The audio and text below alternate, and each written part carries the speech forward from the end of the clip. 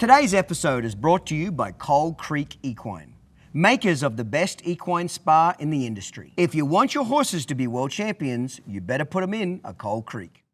Well, Alvin, welcome to the podcast, Uncut and Real Raw. Good to be here. Oh, thank you. Well, for people that don't know who my guest is, there's this Alvin Fults. Alvin is the current owner of Stevie Ray, correct? The Stallion? Yeah, right? correct. You were a past owner of Metallic Cat as well, correct? Correct. So, Alvin, I've known you probably now about 10 years, but I've never actually had a chance to really dive into, what made you get into the performance horses, especially the cutting horses, the sires, and you obviously have a gift, mate, for promoting great stallions, okay? You've got two of them now. It's hard enough to get one of these sumbitches. You got Right. two, okay? Yeah. So let's just cut to the chase here. You're doing something different from everybody else, and I love that. I want to talk to you about what made you get into the horses, what your strategy is, because a lot of people have stallions, Alvin, that fail. You know what I mean? Sure. And there's a reason for that too. So whether it just didn't sire or anything, whether they didn't get marketed correctly, etc. So thanks for sitting down and having this conversation. Yeah, with I'm us. glad to be here. Good. Love your deal. So it'll be You fun. listen to the podcast? Yeah. What do you listen like to about the podcast? It's real. Yeah. It's real and funny, and a lot of things you say sometimes I'm right on with. Yeah. And most of the things you say, actually, I'm right on with. I might deliver it a little different, but You pussy. My job in every podcast is to make everybody laugh a few times, piss everybody off a few times, make everybody think a few times, and make a few people hate me more. There you okay, go. so There if I can cover all those things, I've done a good podcast. I think you do pretty good at all those. Yeah. I love it. Well, Alvin, let's start here. How old are you now? Geez, hard question right out of the gate. 56. 56. Okay, I'm 49. Let's go back to the beginning. Where'd you grow up? Where were you born? Where'd you grow up? Grew up born in Dumas, Texas. Grew up there. Now, I don't mean to be ignorant, but where's That's just north of Amarillo. North of Amarillo. Yeah, about okay. 40 miles. Yep. Moved off to Colorado, lived in a little town called Saguache, Colorado, out by Gunnison in the St. Louis Valley for a few years, and then back to Dumas. And then, So you come from a ranching background, horse background, parents into horses. Tell me a little bit about the yeah, family. so parents were not. My dad was a truck driver by trade, and then went up and worked in Alaska on the pipeline, and that's where he kind of started making his mark. Yep. Started chasing oil and become very successful up there, and so. Successful doing what? Like drilling for oil? Or No, what no, was no. his- He worked for a company. He ran a crane, ran a dozer, ran everything, and just worked his way up through the company until he was pretty much the manager of the whole outfit Awesome. up there. Yep. So he had a lot of drive, and I picked that up, I think. Work ethic. By accident. If you could say some of your dad's greatest strengths, what would they have been? Work ethic, for sure, and the ability to talk to somebody. He could tell someone to go to hell, and they'd look forward to the trip. Oh, truly. So I used that Yeah. all the years before he died. Yeah. And just, hey, got a problem, Dad. How should I say this to, Yeah. And so I learned a lot, not even realizing Yes. that I was learning that Yep. just over the years. So That's awesome. That's Yeah. awesome. So work ethic and the ability to have people skills. yeah, Yeah. pretty My much. mother always said people have either got people skills or they don't. And for the most part, I think that's true. Right. But I also think they can be developed too. I think they can. You They bet. can be developed. If you Absolutely. want to consciously develop good people skills, they can be done. And if you hang around the right people, that can happen. Yeah. You are who you hang with. Yeah, I believe that 100%. Very much so. But, and then when we came back, a little bit later in life, when I was in junior high and high school, we moved back to Dumas. He So had do a you have? farm. Did you grow up with horses as a kid? I did. I was going to get to that. When I was, for a pretty funny story, I was scared shitless of horses. Yes. When I was in second grade, in Colorado, there was a county fair, and they were selling raffle tickets to this horse.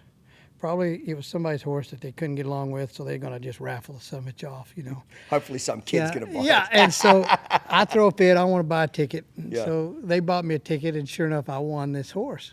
And next day, they bring this horse out to the place. We lived out in the country. They put me on this horse and going to take my picture. I'm second grade, right? So, So you're what, 8 years old? Yes, sir. 7, Yeah. something like that. big ass camera back then with the flash. Yeah. So they take the picture. Cha-ching! This horse breaks in two, and I'm on him. and it bucks and it throws me off out on the gravel. And You're supposed to be getting the win photo. Yeah, I'm like, I don't want this horse no more. Your dad's like, motherfucker, you're keeping it. Yeah. So honestly, I don't ever know what happened to that horse after that. But anyway, that instilled some fear in me. Yeah. And it should have.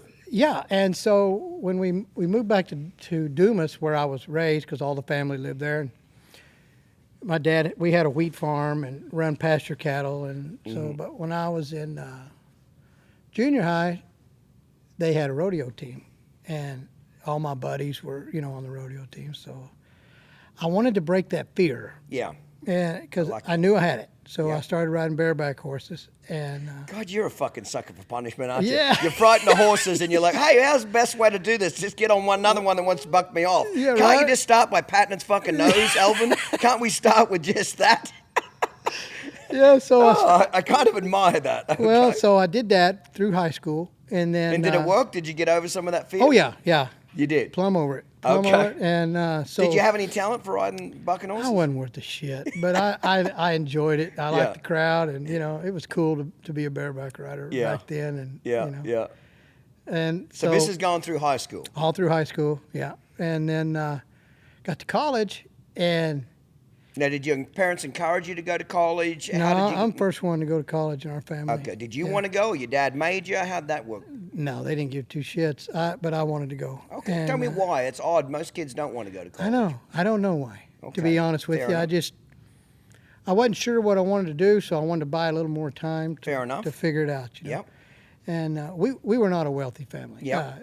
It was a little bit of a strain on them, I'm sure, to start with. So I rode bareback horses in high school, so I figured I'd do that in college. Well, them horses bucked too hard, and that ground was a hell of a lot harder than it was in high school for whatever Truly. reason. The horses bucked harder and the ground was harder. It was. So I said, I'm gonna pick up another event. Shit, I'm gonna learn how to rope. Them Yeah. guys got it made, Yeah. So I worked hard, and 2 years practiced and did it, and practiced and failed and practiced and failed and practiced. So got good enough to make the rodeo team, and then my last 2 years I went to Panhandle State and roped calves, team rope, and steer wrestled. My last 2 years of college for Panhandle State. That's awesome. Do you think you had a little more natural ability even that than riding bucking horses? Did it suit Yeah. you better? Yeah, I did. Yeah. A little more passionate about it? It was. That's all I dreamt about. That's Yeah. all I thought about. Slept, went to bed thinking about it, woke up See, thinking about it. these ropers, they got a fucking disease. I They want the do, disease. man.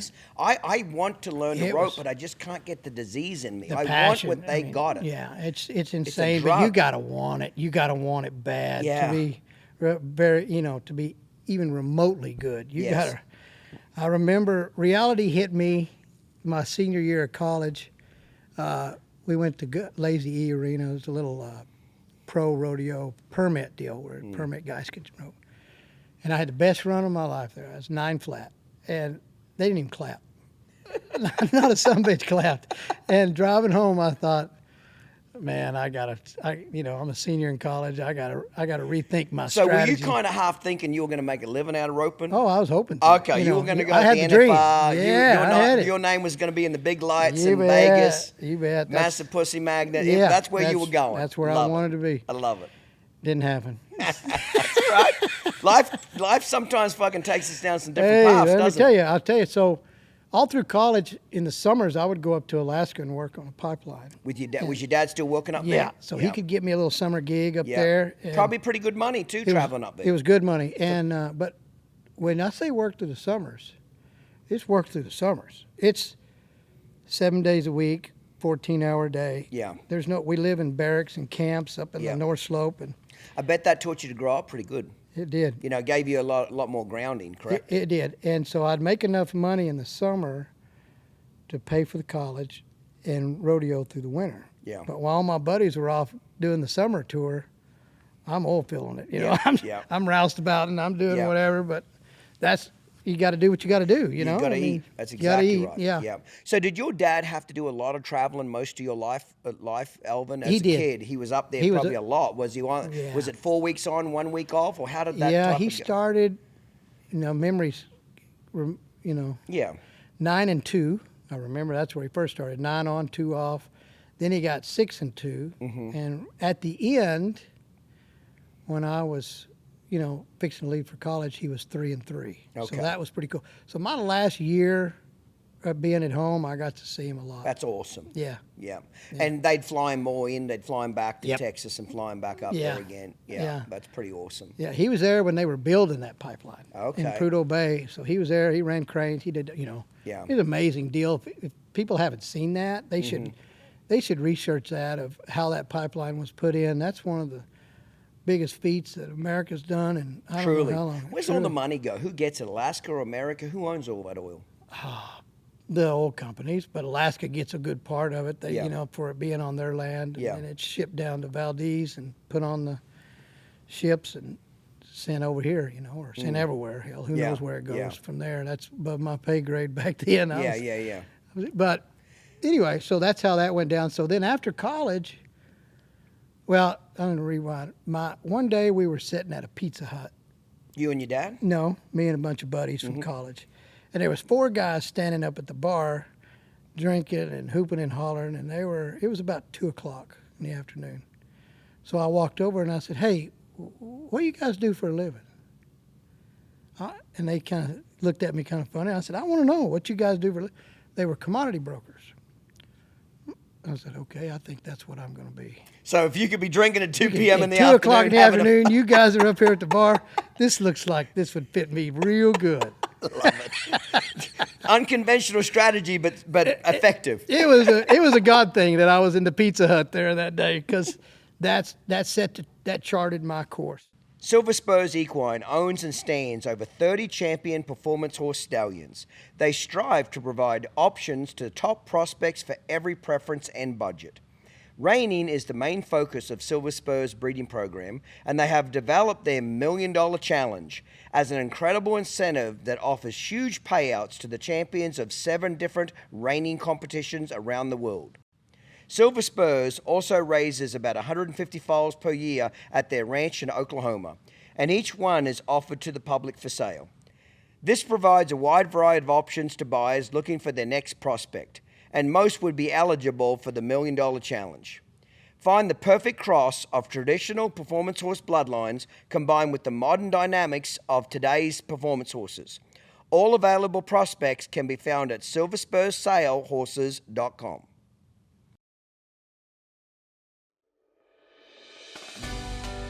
Ever wanted to own a champion? Clinton Anderson, world-class horse trainer and competitor, has been spotting and developing promising horses into greatness for decades. Now, he is offering an exclusive ownership opportunity to create champion horses. Introducing Clinton Anderson's Performance Partnership.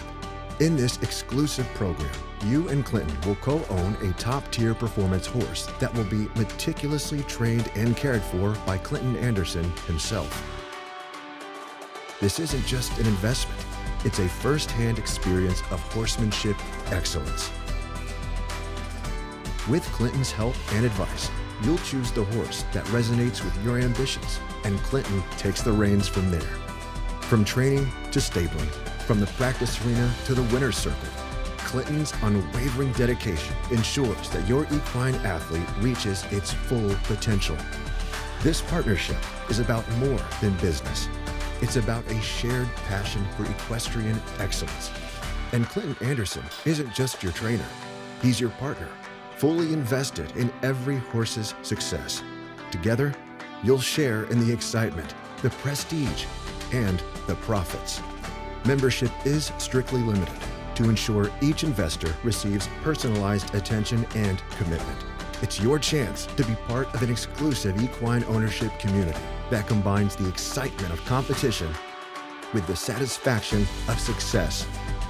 Don't miss your opportunity to join Clinton Anderson's Performance Partnership, a unique collaboration that transforms dreams into equine champions. Experience the heart of horsemanship excellence. Find out more at ClintonAndersonPerformanceHorses.com.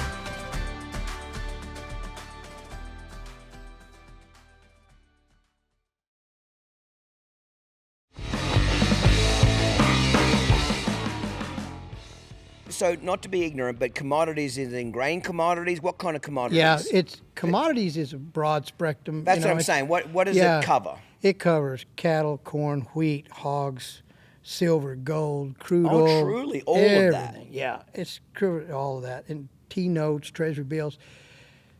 But that's what I decided I was going to go into, and I took a class. So how, from that conversation, did they tell you where to go work, or you had to go? No. How did you make the next step? Did you ask them a few questions? They were kind of assholes. They didn't really want to help you too much. No, Yeah, but it was. But it gave you the initial idea. It gave me the idea. It gave me enough to know what I wanted to do. So I took a class my senior year of futures and options, and man, I dug it. I mean, I had a ball with it. I could see real quick that this is where I was meant to be. What did you like about it? The buying, the selling, the trading? What part kind of sparked that interest for you? Like, what tripped your trigger specifically about it? I wanted to stay in the agricultural field. Okay. Because we grew up farming, wheat farming, and running wheat pasture cattle and whatever. So I wanted to stay in that field, but I didn't want to be out there working on the damn farm all the time. Yep. So this was a way for me to stay connected to agriculture, but be in an office and being able to go have a drink at 2 o'clock if I wanted to. I like so that. Yeah. That's what triggered it. Did you think back in those days, Alvin, there was any money in it? Yeah. Okay, so it became obvious. It was a drive quickly. for me. It was.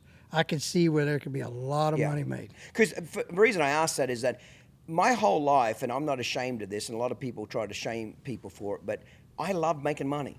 Even from a kid, I loved making money, from odd jobs to selling my old toys at fucking markets. I love fucking hustling. I love making money. It was a thrill for me. Yeah. And I think when you say, well, what else, why?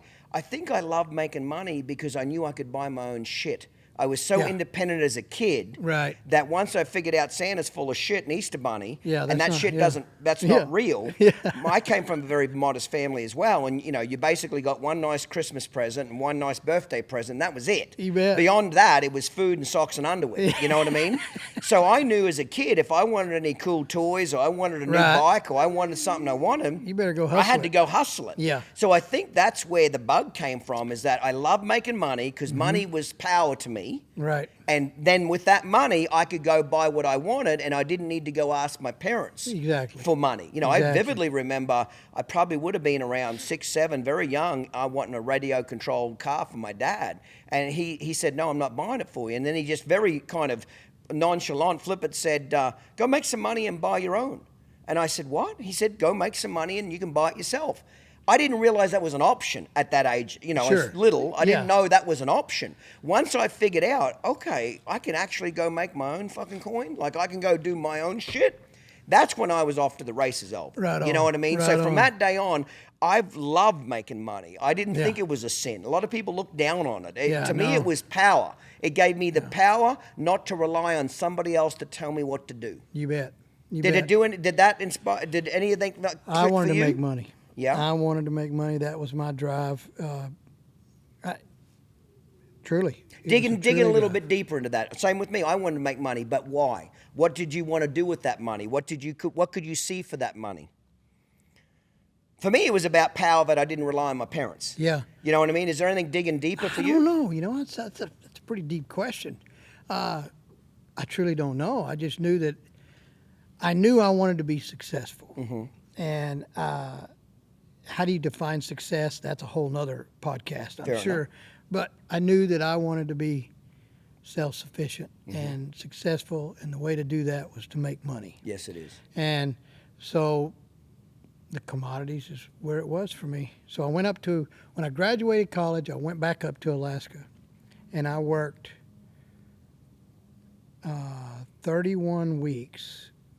Yeah, 31 weeks without coming home. Truly. Just 7 days a there. week, 14 hours a day, made $3,000 a week. That would have been quite a bit of money back then, correct? Big money, big money. That's I didn't have to awesome. pay for food, didn't have to pay lodging. Yeah. I had They have somebody 31, doing all your laundry up there. everything. Everything. I had 31 checks rolled up in my pants pocket. That's at fucking $3,000 a piece. I felt like the richest man Yeah. in the world. Can't get back on that airplane. That's awesome.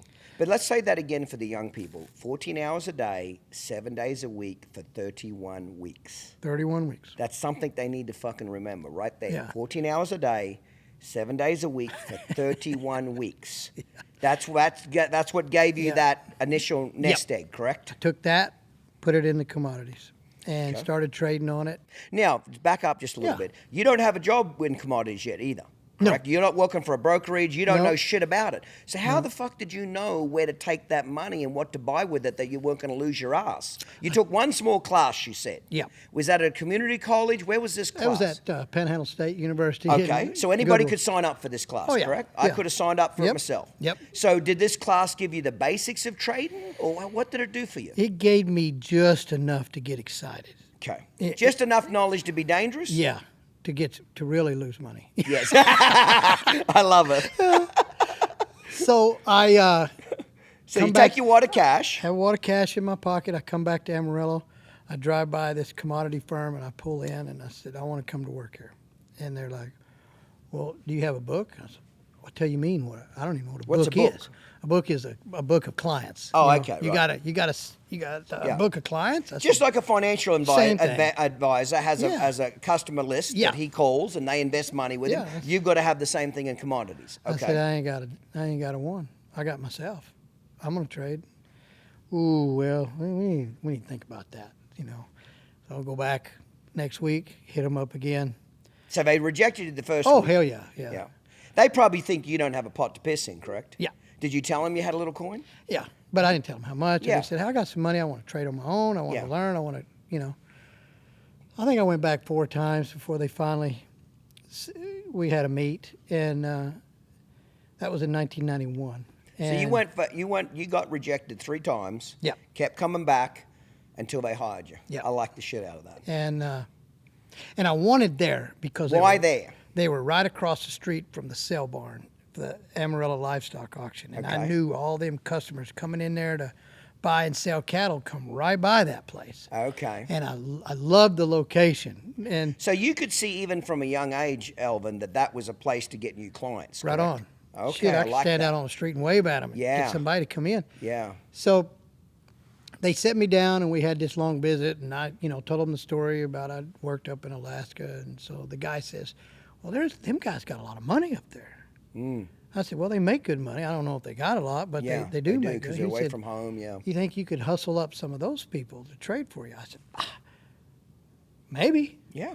He said, I'll tell you what, I'm going to hire you. You're on 100% commission. I'm not paying you a dime. You got a desk, and I'll give you a quote screen.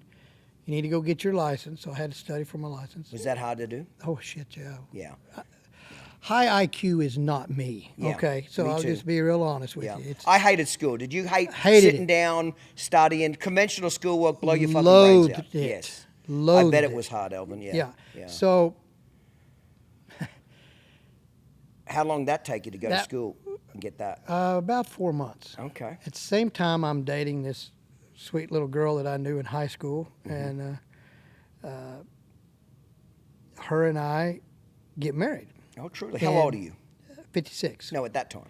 Oh, shit, I don't know. 92, so what's that? 68, 78, 88, 24? 24. About 24 years old. So you decide to get married. Yeah. How long you dating your wife for? Oh, I knew her since junior high. Okay, so you'd known her a few years. then. Yeah, but Okay. I couldn't date her in high school. Her parents wouldn't let me. Yeah. I tried to. and- Yeah. Of course you did. Yeah. She said, I can't. My mom won't let me. Her mother was a teacher. And Okay.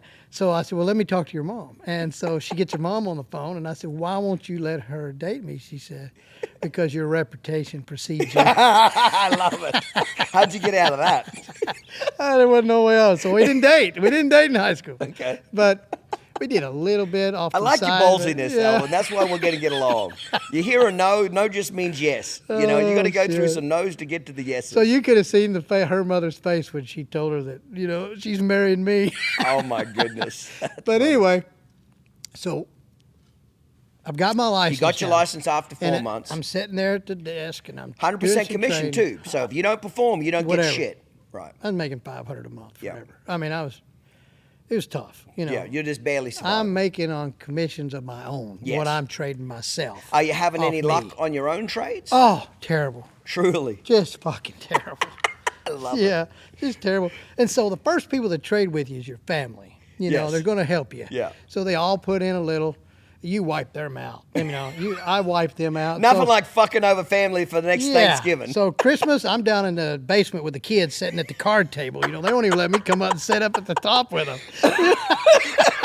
I love that, Alvin. This is great. But so my wife and I, we're going to get married.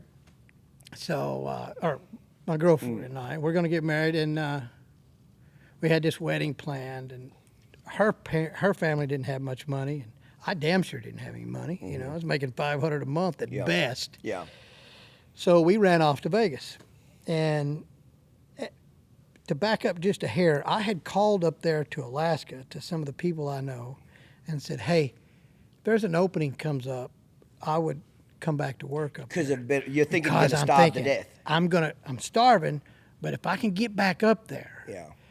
and I'm sitting in that break room with them guys, Yeah. I can talk to them about commodities. Yeah. Yeah. And I can bring those accounts back with me on my days off. On Yeah, my and trade on R&R, your days and off. trade on my time off. Love where your head's at. Okay, so we're in Vegas. We got married, let's say, on a Thursday night. Now, you had to go to Vegas because the family would have freaked out, correct? If you got no, married in your hometown. no, they didn't have the money. Okay. The family didn't have So the you money. just went for a cheap wedding in Vegas. It was a cheap way. I said, "Baby, you know, I come home, she's crying, got this, cost this, and this." Yeah. I said, "Let's just go to Vegas." Yeah. You know, so we drive out there because we couldn't fly. We didn't have enough money to fly. Mm-hmm. So we drive out there on a Tuesday, and we call them, our parents, on Wednesday, and said, "We're going to get married on Friday in Vegas. We'd love for you guys to come if you can make it." Well, so they came. It was a great time. Oh, they did come. Yeah, Oh, so good they for came. You. Good for and you. so it turned out to be a good thing. good thing. And so That's awesome. that was on a Friday. Saturday morning, the Have a morning sip of of that our cocktail, motherfucker. I want some real stories out of you. My plan is to get you completely shit-faced by the end of this podcast. So How long is this podcast? 8 anyway? hours.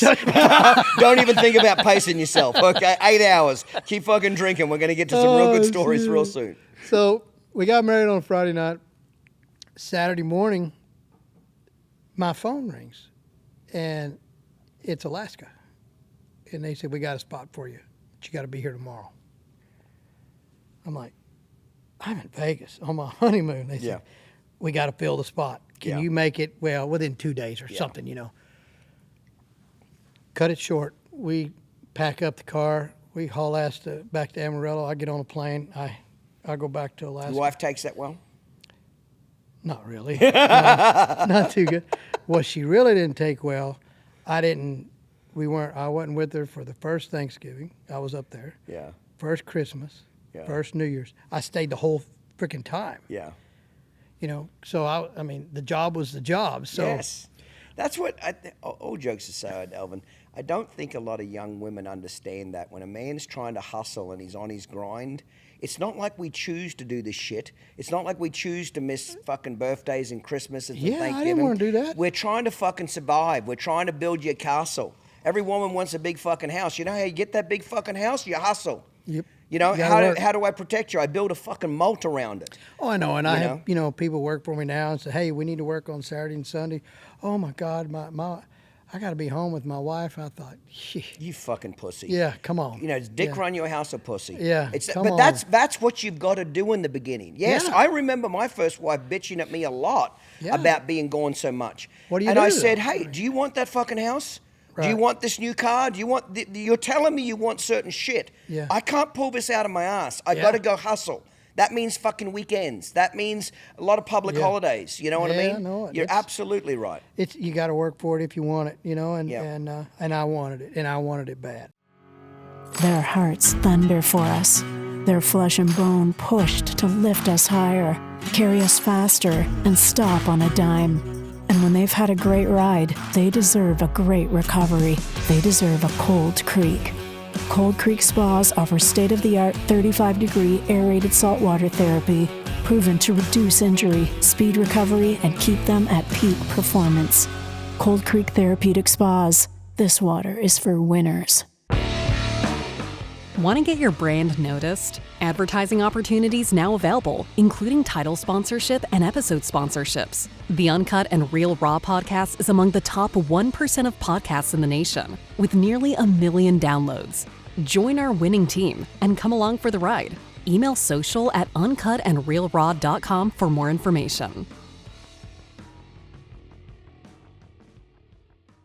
See Clinton Anderson and his Down Under horsemanship method live. Order tickets now for the Walkabout Tour in Memphis, Tennessee on March 15th and 16th, Harrisburg, Pennsylvania on July 12th and 13th, Waterloo, Iowa on September 6th and 7th, and Buckeye, Arizona on December 13th and 14th. For ticket information, visit downunderhorsemanship.com. So you stayed up there. I ran a loader. I, did this, whatever the hell they needed done. That's what I was, kind of that guy. Mm-hmm. But see, we had I want to stop you right there for just a second, because that's important what you said. You were that guy. Whatever they fucking needed, you did. Right. I think a lot of people miss that now, Alvin. They want to start at the top. They want whatever the top position is. They want to hold out for management. They want to start there. No, you got to start down the bottom. Right. And how you get noticed is when everybody brings up your name and says Alvin, and everybody says, yeah, he's a hustler motherfucker. Yeah. He'll drive a loader. He'll drive a crane. He'll fucking pull out, get a shovel out and dig the shit out of the ditch. You ask that Alvin to do something. When people all say that's the guy that'll do it, you start moving up the ranks, don't you? You do. When people say, hey, get that shovel, and you're like, hey, motherfucker, that ain't my job. Go see Tony. That's when you don't get the good reputation. That's right. So you kind of said it to me as if, I was just that guy, but I think it's a lot more than that, Alvin, is you set a precedent that you will be the guy that gets shit done. Yeah. You're the guy they can rely on. Upper management see that. Yeah. They don't give a fuck what college they went to. I've never hired an employee in my life off their college. Couldn't give a rat's ass. In fact, I'd prefer them not to go to fucking college. Right. The less schooling they have, the better. Right. I want to know what kind of hustle they got. Right on. I want to know what kind of people skills they have. Yeah. I want to know, do they have a yes, sir attitude? Can we get this done? Right do they stay till the job's done? Do they start early, finish? I want to know if they got my back. Yep. Would you agree? I agree 100%. Right. So you did everything that had to happen to get you in a better place. So what happened there? Yeah, so, every day we would go on break. We'd have a lunch break or this break. Well, it came up, that I'm doing the commodities when I'm at home. Hey, well, tell me about that. Well, it got to the point to where, like we were talking about, management was coming in for the break, wanting to hear my spiel. Mm-hmm. I opened up so many accounts. It was unbelievable. They respected me, and so by this stage, were you having a little success? Meaning that you blew through the family money. Had you figured out where you were fucking up? Yeah. You know what I'm trying to say? Yeah. You obviously having to have produce a result at some point, correct? Yeah. So the first guys that got on board, when I'd come home, I'd trade their accounts, and so they had good results. So then they're telling their buddy Joe sitting at the break room, Alvin made me a couple grand Alvin here. made me a couple grand last week, and blah, blah, blah. Hey, so that kind of spurred it. Yes. And my full intention was to stay up there long enough to get a good enough book that I could survive. Yeah, back home. At home on the commissions that those accounts gave you. Yeah. And that happened. And how long were you up there, Alvin? A year. That's fucking awesome. Year. Sometimes in life we got to take a little sidetrack, don't we? We do. To get to where we're not quite where we want to be, but we got to take a little. I didn't want to go up there and run that damn loader and run in the blizzards, but I could see that was my path to get to where I wanted to be. Absolutely. Okay. Yes. So brought that money home, started rocking and rolling. Now, is the brokerage firm you're working for, where they got you on commission, are they also teaching you the ropes? Are they helping you make better decisions? Oh, yeah. Are they telling you, okay, this is where you fucked up here, Alvin? Yeah. Are they mentoring you? Yep. Okay. Good mentorship? Good mentorship? Good mentorship. And I met a guy there who officed in there. And he's been a life-changing person to me. Anyway, his name is Mike Smith. Mm-hmm. And he just worked in. He just had an office rented in that building. As another and he was broker. He wasn't a broker. What was he then? He was just a trader. Of what? Of commodities. Okay, trader. And he took a liking to me. Yeah. And older guy than you? Yeah. Yep. And he would stop by my desk and say, hey, what do you think of the market? What do you think the cattle's going to do? I traded cattle. That was I zoned in, traded cattle and grain only. Tell me why you zoned in on that rather than the other commodities. Because that's the area we were in. Feed yards surround us. If I'd have been in Pittsburgh, I would have probably traded steel. Yep. But Fair enough. we were right there, and cattle was the deal. So, and he would stop by and say, "What do you think What do you think of the market today?" You know, blah blah. He didn't give two shits what I thought of the market. He already knew what he was going to do. But at least he gave me a little. Yeah. Gave me some time. Well, we forged a really good friendship. And how old would you have been here now, Alvin? 24, 25, 26? 25, 26 years old. How old would he have been? Let's see, I'm 56, he's 71, he's 20 years. He would have been 40s, Yeah. in his early 40s. Mid-40s, yeah.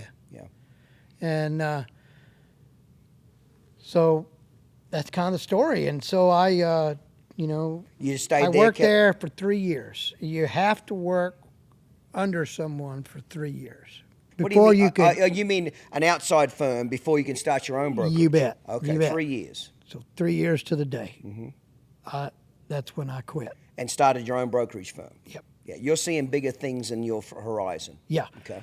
And so I want all the money. I don't want to have to split it with. Yep, upper management. Yeah. I love that. So I started my firm, brought all those clients with me, that I had. And From Alaska? From Alaska. But there was one I didn't expect. Mike, Oh, truly? He came with you? come aboard. And As huge- a partner? At first, a trader. Okay. Just a customer. Yeah. And he's a big trader. He's well known, well renowned in the business. He's well respected. And he become a customer of mine and traded for him that way for a couple of years. And then we forged a partnership. And now that, we've had that firm since 97. And it's a big firm. We have lots of brokers and Still specializing in cattle and grain? same thing. Still have some of the same core customers I started with in That's 1992. Well, clearly you must be talented at what you do because he came with you. He's double your age and still thought you were Yeah. onto something. You know what I mean? Still something There in was you. something there. There's And something there, yeah. That he saw. Maybe it was a hustle. Maybe it's Yeah. a passion. Yeah. Probably It's probably I need to ask him that one of these days. But Yeah, that would be a good question. To circle around to horses, like while we're Yeah. here, when I got out of college, I was still roping just to rope. Even when I was doing the commodity deal, I had a calf horse, and I'd go out and rope, and it was just a way to get rid of some stress and tension. I had hobby. It was a hobby. It was a hobby, and I come to the realization that I'm not worth a shit, and that this is a hobby for me.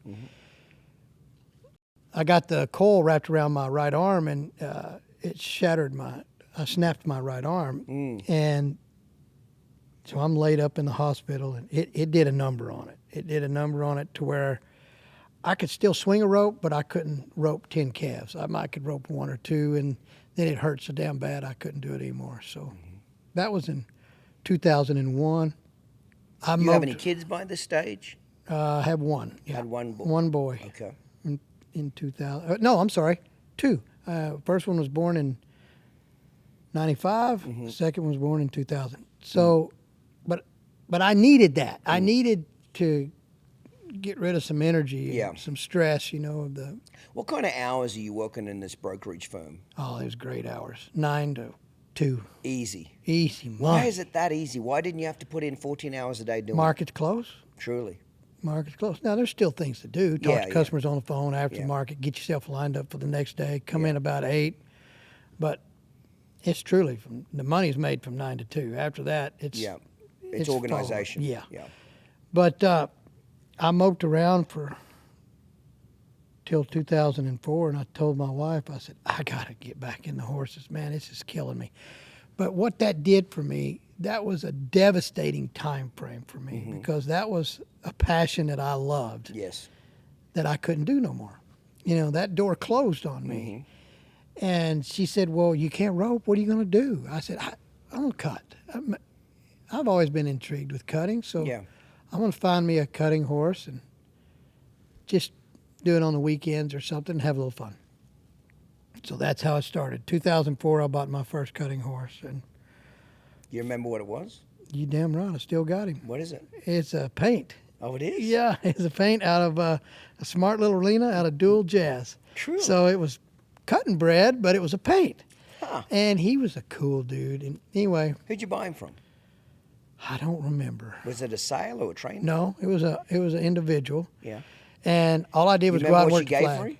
Yeah, gave 20,000. Was that a lot of money? Lot back of in money, back man. in I those had days? I had to really think about it. Yeah. You know? Okay. So you didn't start with a cheap one. You started with a pretty decent horse. Yeah, but I didn't know shit. Yeah, I know. But I I'm truly just saying, didn't know. 20,000 back in those days was a fair chunk of change. Yeah, it was enough for me to take Yeah. it serious. Yeah. And worked the flag. That's all I ever did when I bought him was flagged him. I was like, golly, this feels amazing. Yeah. You know. So, Yeah. And then time progressed, and started buying a few more, and then. Are you working with a trainer or anybody giving you advice? Anybody helping you? Yeah, and then I hired a guy by the name of, you probably know him, Ascension Benuelos. Mm-hmm. Yeah. At this time, I'm doing pretty good in life. My commodity deal is going now. And Yep. we got some money coming in, and I bought a place that had a barn and a covered arena, and so I had some In the horses Amarillo piled there up. somewhere, Yeah, right? yeah. So I called Ascension and visited with him. How'd you meet him? How'd you even know him? I met him at a show, at a cutting horse So you're show. going to some weekend cuttings too? Yeah, yeah. I'm Okay. going around doing a little bit. So Cinch said, well, let me come out and visit with you. So he comes over and he watches me cut, and he says, well, I'll do it, but I need you to forget everything you've learned. That's a nice way of saying you suck, isn't it? he learned that lesson from your dad. Yeah, and so I said, well, that'll be easy for me to do, Cinch, because it's hard for me to retain anything. So that's how it happened, and from there we rolled So on. he was your head trainer then? Yeah. And so did you We buy... gathered up a few horses over the that time Yep. frame. He was there 3 years, Yep. and we weekend showed, did a little aged event, and just really got me in depth of what cutting's all about, and how to prepare for a cutting, and how to have your horse prepared for a cutting, Yep. and not just the weekend deal. I mean, he was Yep. teaching me, and So was he winning at the time? What caught... Yeah. Out of all the people you could have hired, what drew you to him? What spark did he have? What skill set, talent did he have that maybe other cutters didn't have? I don't know. I don't know what it was. I Was saw it his him at a personality? show. Personality. Thought He's he a was likable motherfucker. Oh shit! You know, And smiling, friendly, always Yeah, shaking he- your hand. I like being around him. Happy motherfucker. I was very. You know? I enjoyed being around him. The little that I knew of him, Yep. and then we forged a relationship that we're still very close today. That's awesome. And also, he doesn't work for me in No. any capacity whatsoever, but we'll go have dinner together. He's almost like family. That's awesome. And so he lived on the ranch for 3 years and helped me get better. And we had lots of cattle running through there, so it was helping his deal. Right. So tremendously as basically, well. you were able to keep a lot of cattle around with the commodities, correct? Yeah. You're buying and selling I'm cattle. buying, I'm doing, and so they're that's coming easy through. for and, you, yeah. Fresh cattle Yeah. was not a problem Yeah. at that point. But and so when Cinch left, Becky and I had decided we're just going to slow down and go back to just weekends. I got the kids, and I need to spend some more time with the kids. How old are they now? Oh, let's see. One of them would have been 10, 9, 8, right Are in they that. showing any interest in the horses? Zero. Zero, yeah. Zero. They're into soccer. They're into Yep. video games. They're into, Yep. their stuff. Now, they would come out and ride, and I'd hoop and holler for them. Mm-hmm. But they'd like, okay, pitch me the reins back and go back to the house. And Yeah. You Just know, didn't have a passion for it. none, no passion. My youngest one does now. He's showing like crazy. Okay. After college, he come back and was. Yeah, and that'll happen. Yeah, it's funny. He come back Yeah. and he's all bored. But that's That Luca Fapani, Andrea's son, he was like that. He rode motorbikes for all of his young life and all through his teens, and eventually said, "Hey, I don't want to ride motorbikes," and got into the horses late.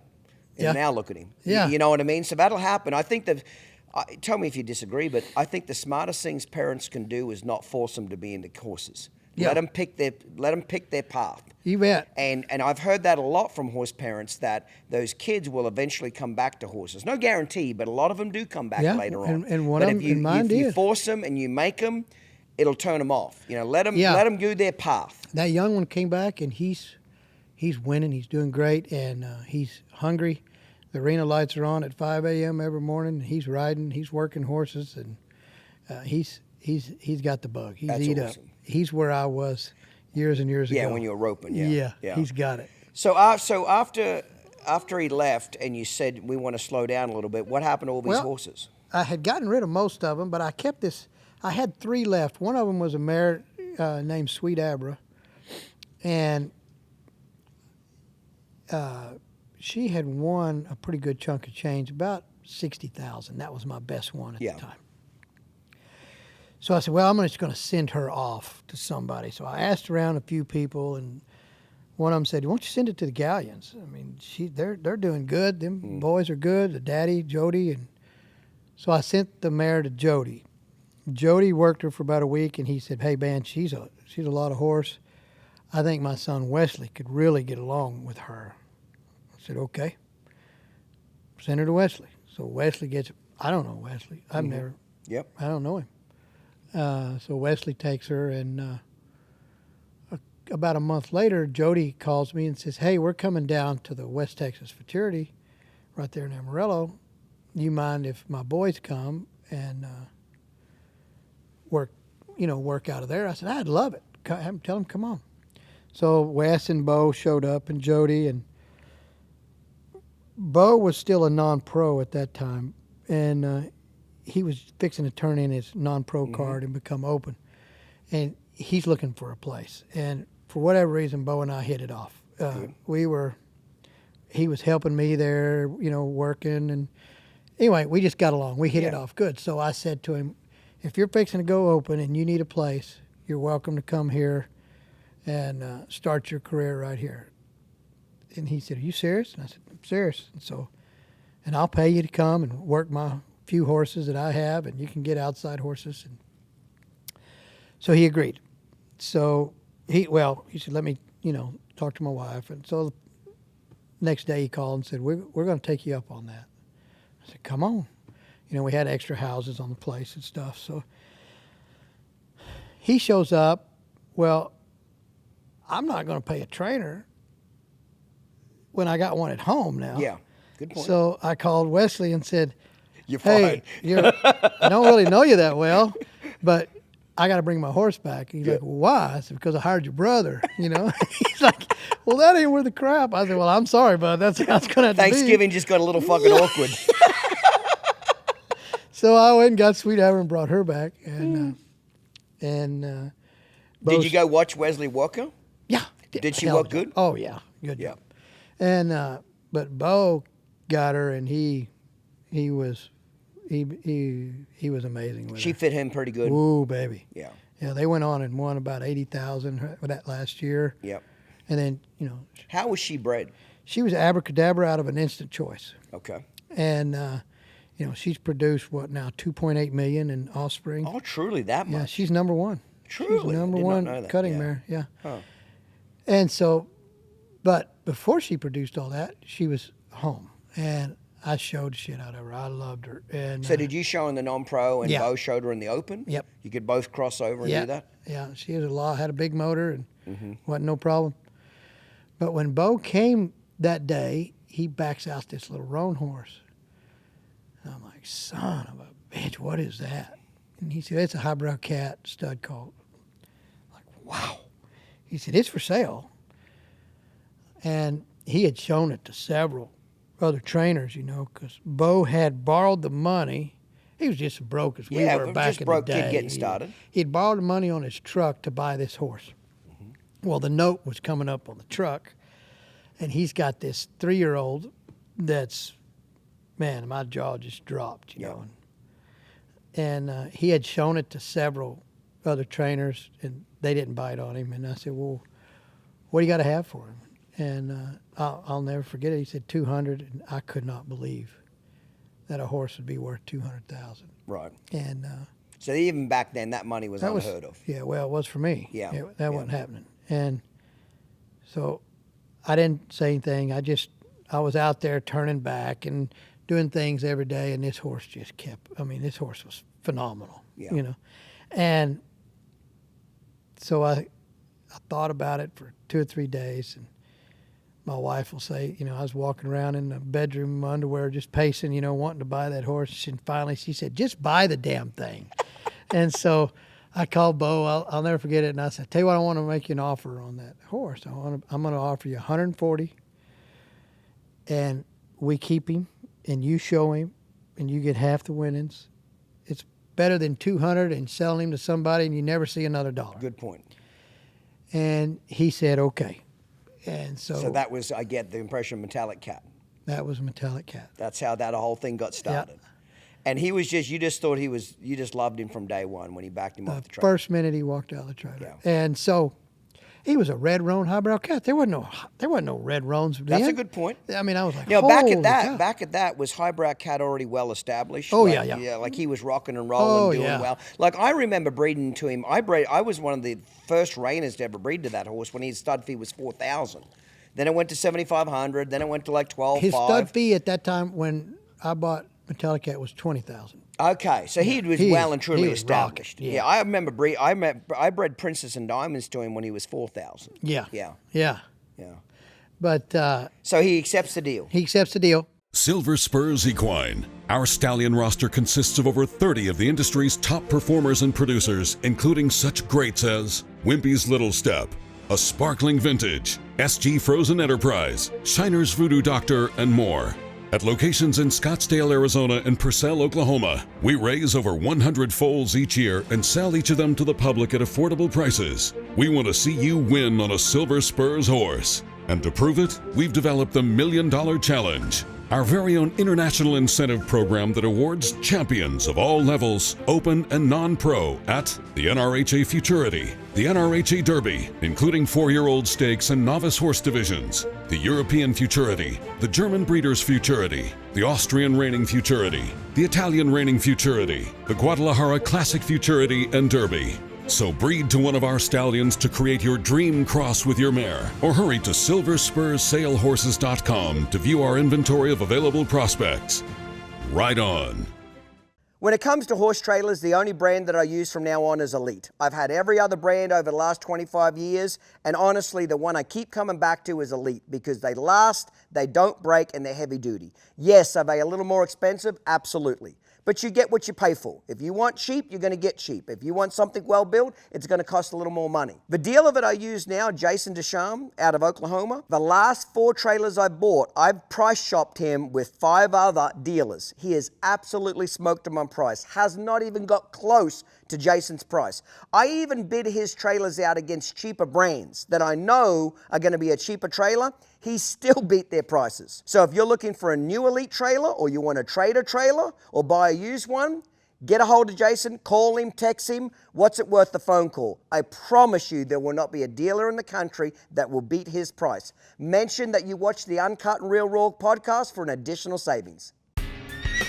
Are you tired of worrying about the safety and comfort of your horses and livestock while you're on the road? Look no further than Oklahoma Trailer Ranch, the premier choice for hauling your precious cargo with unmatched reliability.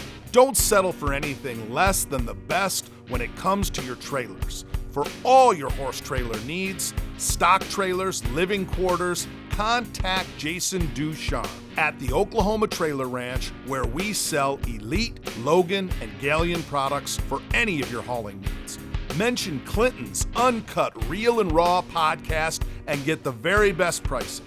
Jason will not be undersold by any dealer. Call him now at 248-459-2010. And remember, Jason Ducharme will not be undersold. So, Alvin, we come back, freshen up a cocktail. So, you fucking break down, you buy a Metallic Cat for $140,000, okay? You pitch a good deal to Bo. Hey, you're not going to have to lose the horse. Because probably, I'm suspecting that was Bo's best horse that year, absolutely. correct? Love so, it. he don't want to lose the horse Right. either. So, he gets to make a little chunk of change, gets to keep it, keep half the prize money. Everybody's a winner. Everybody's a winner. I love that your wife pushed you over the edge. She did. Yeah, I love that. I love that. I love that she pushed I you over had the edge. never spent that kind of money in my life for a cutting horse. Yes. At that time. But so he does the deal. So what month of the year of his 3-year-old year That's is this? August. It's August. So you're almost getting. Okay. Yeah, we're getting there. So we entered him in the non-pro and the amateur because if he went out, I was going to show him. Yeah. But we're taking him. You mean in the open? You said non-pro.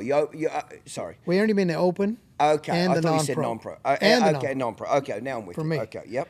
And so At what horse show?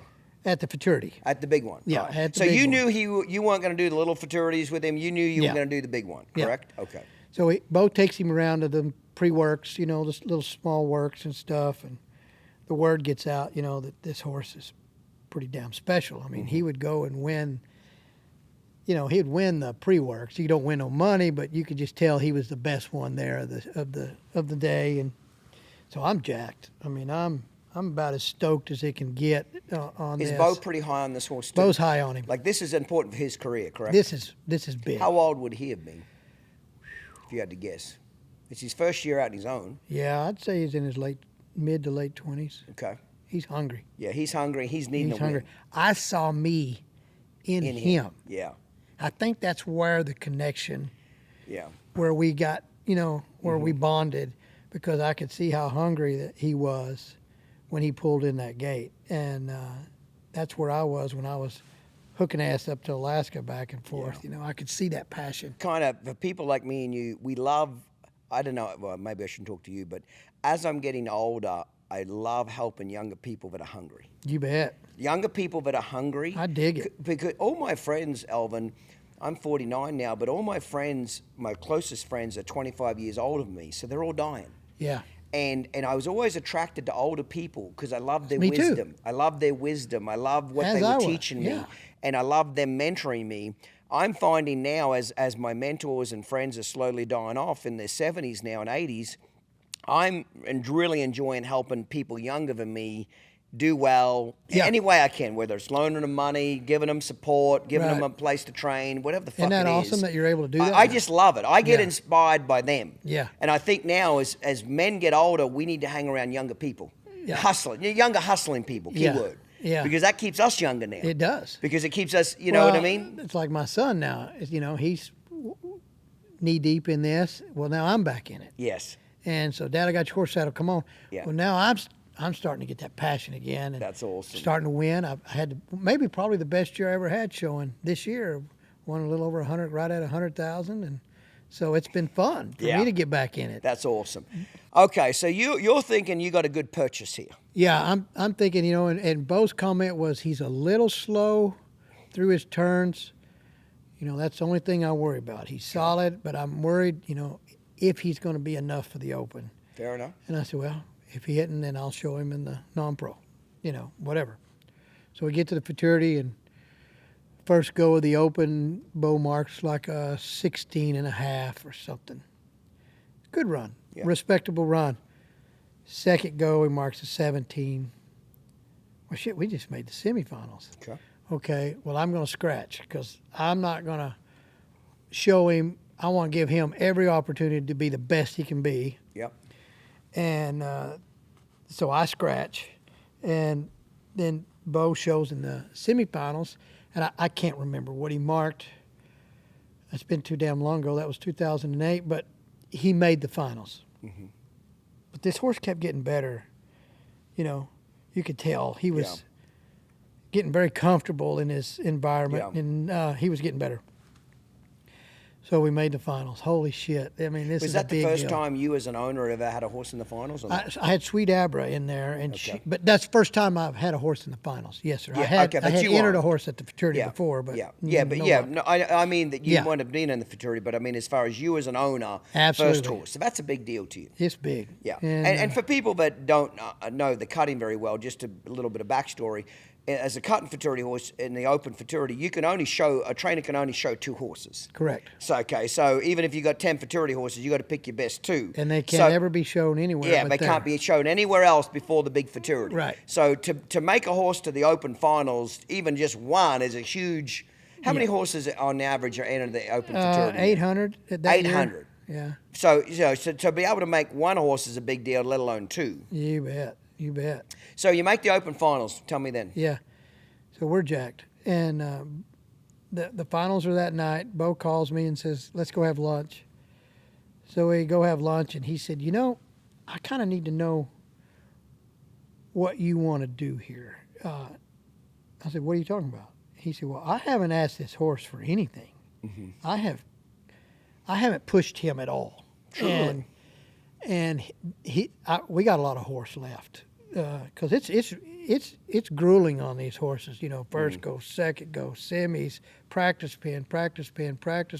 You know, it's a lot to ask for a 3-year-old, just like the snap a bit or anything.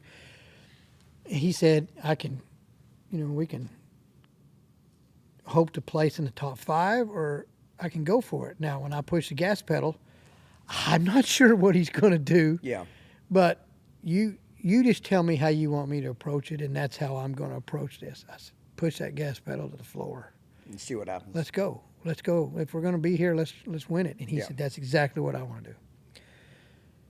He come out, and, man, it was unbelievable. We were 7th or 8th horse in the first set. And I'm watching this roan pony out there work, and I can't believe it's mine. I haven't seen this horse do that. Truly. He's squatting and stopping and cowing up and shaking it. He'd never done any of that. Bo never let him kind of do that. You know, he's always had a hold of him. This horse was phenomenal. Marks 221. So we're winning it. Now that's exciting, right? Yeah, I can feel I'm excited for you. It's 20 years ago, and I got a hard dick myself. You know what I mean? This is awesome. But so we get to the set ends. We're still leading it, so there's one more set. You know, there's 2 sets. Fuck. Nervous as a wreck. Longest 2 sets of your life. Oh my God. So we go over to the exhibit hall. I got to get a drink and calm my nerves down. I run into people, and they're like, you know, they're talking about some of the other guys that are coming up next. Oh, it's this guy's year. I just know he's going to win it. And I'm thinking, shit, man, I hope not, you know. I hope he does too, but fuck him. Yeah. A little bit of that going on. Yeah, there's a lot of that going on, man. I am so nervous. I mean, I just can't tell you. So, and it was a big deal for Bo because his daddy had won a Futurity and his brother had won a Futurity. He was the only one that hadn't won. Now, I'm assuming Bo had made the Open Finals before. This is his first Open. Oh, truly? This is the first time he'd ever made the Open Finals. I had trainers calling me during the pre-work saying, you need to get that horse away from Bo and send it to someone that's had more experience, you know, that's seasoned. Yeah. He's too good a horse to be with a rookie. And I told my wife, I said, no, we started with him. We're going I sure with him. appreciate that because as a young trainer, that's a fucking shitty thing to have happen to You you. bet. When you I have just your could not do it. pride and joy taken away from you. Yeah. I don't think sometimes owners understand how valuable a good horse is to a young trainer, to their career. They would literally give their kid away, sell their kid before they let that horse leave the barn. And then to have the owner call and say, I'm giving I'm it gonna to move it. Joe Blow right here. I'd like to say that, you know, it's shitty of the other trainers to even fucking call you and say that. I'll just say it. Fuck it. It's my podcast. It's like, how about you celebrate a young guy having a break? Yeah. You go. How about you say, hey, he might not have all the experience, but fuck, good on him. I hope he does well. You know, that part of it kind of pisses me off. It's and a tough business out there. Another trainer's trying to slit your fucking throat. Oh, it happens in the reining too. It Yeah. doesn't happen that much in the cow horse, but it does happen in the reining, and that part pisses me off. I hate. You know, humans are like crabs. When there's a fucking crab climbing out of the bucket, they all want to grab the crab's leg and jerk that son of a bitch back down. When that crab's climbing over the bucket edge, I'm down the bottom of the bucket fucking celebrating. Go for it, motherfucker. Like, I love people doing well. You know what I mean? Yeah. That turns too. me on, that type of stuff. But I sure respect you for not shitting on him and saying, fuck it, we came to the dance with this arsehole, we're staying here. That's pretty you know much, what I mean? Yeah, that's what we did. That's awesome. So what happened? 2 sets, you're shit-faced, you're drinking cocktails. I'm drinking. Yeah. I'm But you've nervous. already won in your mind. Like, you've won just the Yeah. fact that you've got there. Yeah. That's the furthest you've got, correct? Yep. And there was 2 horses in there. Boyd Rice had a horse in there that was, he'd won the semifinals, never relinquished. And that was one that was coming up. And there was another horse in there. I can't remember that horse's name for the life of me. Anyway, we had to get past them 2, you know. Yeah. And Boyd's horse, he was having a good run, and she didn't come back. She went over on the end and stopped. The cow went, and she kind of Froze up. You know, man, it's tough in that. Very much building. so. That crowd is hollering, and that was the one thing about Metallicat. The louder the crowd got, the lower he got to the ground. I mean, he was like, "Yeah, you think that's something? Watch this." Yeah, and he was a show horse, Yes. you know. And you don't ever know that till you get out there and put your hand and down. for people that aren't educated about the show world, just to educate a little people, is that you can have a lot of talented horses that just don't show. Absolutely. They're talented horses. They're in the warm-up pen. You got a hard dick. I mean, you At think home, you're going you to can win, tear 'em up. Yeah. and you go to the horse show, and they just kind of shit on you. Yeah. They just lights, camera, action. Oh man, and they walk just, in, they looking up. You Yes. see them looking up at the rafters. They and just don't the bright perform. lights. Yeah, And there's other horses that are kind of fucking average in the show, in the warm-up pen, and they're average kind of horse, and they just kind of rise to the occasion. Yep. You know, so that's and what that's he where means he by was. he just got better as the crowd got behind him. yeah, he could tell. The louder the crowd got, the harder he got in the ground. But so we get past Boyd, and I'm like, oh gosh, You got one more. got one more. You know, that I'm concerned about. Any of them could win, but I'm really concerned about this. Yeah. This last one. And damned if the guy didn't have a switch. Oh, okay. On his third cut, Hot cat. cow, he switched. He was on this cow, and the cow went, and he went to the other one, and I'm like, oh my God, You just won. we just won this thing. And I looked back, Bo was sitting behind me, and he's crying, Yeah. you know, because That's this is a big awesome. deal. You Yeah, can imagine. very big deal. And so he goes down, and my wife and I were just sitting there. I'm kind of in shock, and we start to go down, and I had this feeling come over me, and I told her, I said, this is bigger than we know. You watch. This is a big deal. Because we got a red roan highbrow cat stud, and there wasn't any red roans. But there would have been a lot of highbrow cat studs by that There was a point. lot of If highbrow his stud cat. fee was 20 Highbrow grand. CD was rocking. Yes, I was just he going to say there. there would was have been studs. there would have been a shit ton of Yeah. highbrow cat, because I remember when Metallic Cat won, I remember saying to myself, what's going to differentiate him from the rest of them? Right. Because there was dozens of highbrow There cat was. studs that have won But there a lot of wasn't money. red roans. That good point. You're right. That was There one wasn't. factor that I had that I could key on. Yeah. Okay, so we're elated, you know, Yeah. you can imagine. And then he goes on. Career changing for Bo. He was. Well, I'm in the stud business. Whether I like it or not now. I could have sold him, but it was in 2008. The whole country was going to shit. Yeah, the nobody was gonna financial give you any world, money. Everybody was in, shock and awe. And so I never got offered $1 Yeah. for this horse. If somebody would have offered, at that time, $1 million or $2 million, I would have took it. In a heartbeat, yeah. I would have took it because that would have been amazing. Yes. But no one offered me a That's penny. awesome, isn't it? Not 100,000. Just never offered nothing. I was shocked. So Everything happens for a reason, doesn't it? it does. So he goes on. He wins Abilene. The very next show is 3 weeks later. Dominates at Abilene. Dominates everywhere we go. He wins 672,000 in 9 months. He just pretty much. He had one miss in 9 months. He never lost a cow. Made every finals. And was horse of the year, and we retired him in 9 months. So you retired him as a 4-year-old. You damn right. That's awesome. I did. He was sound.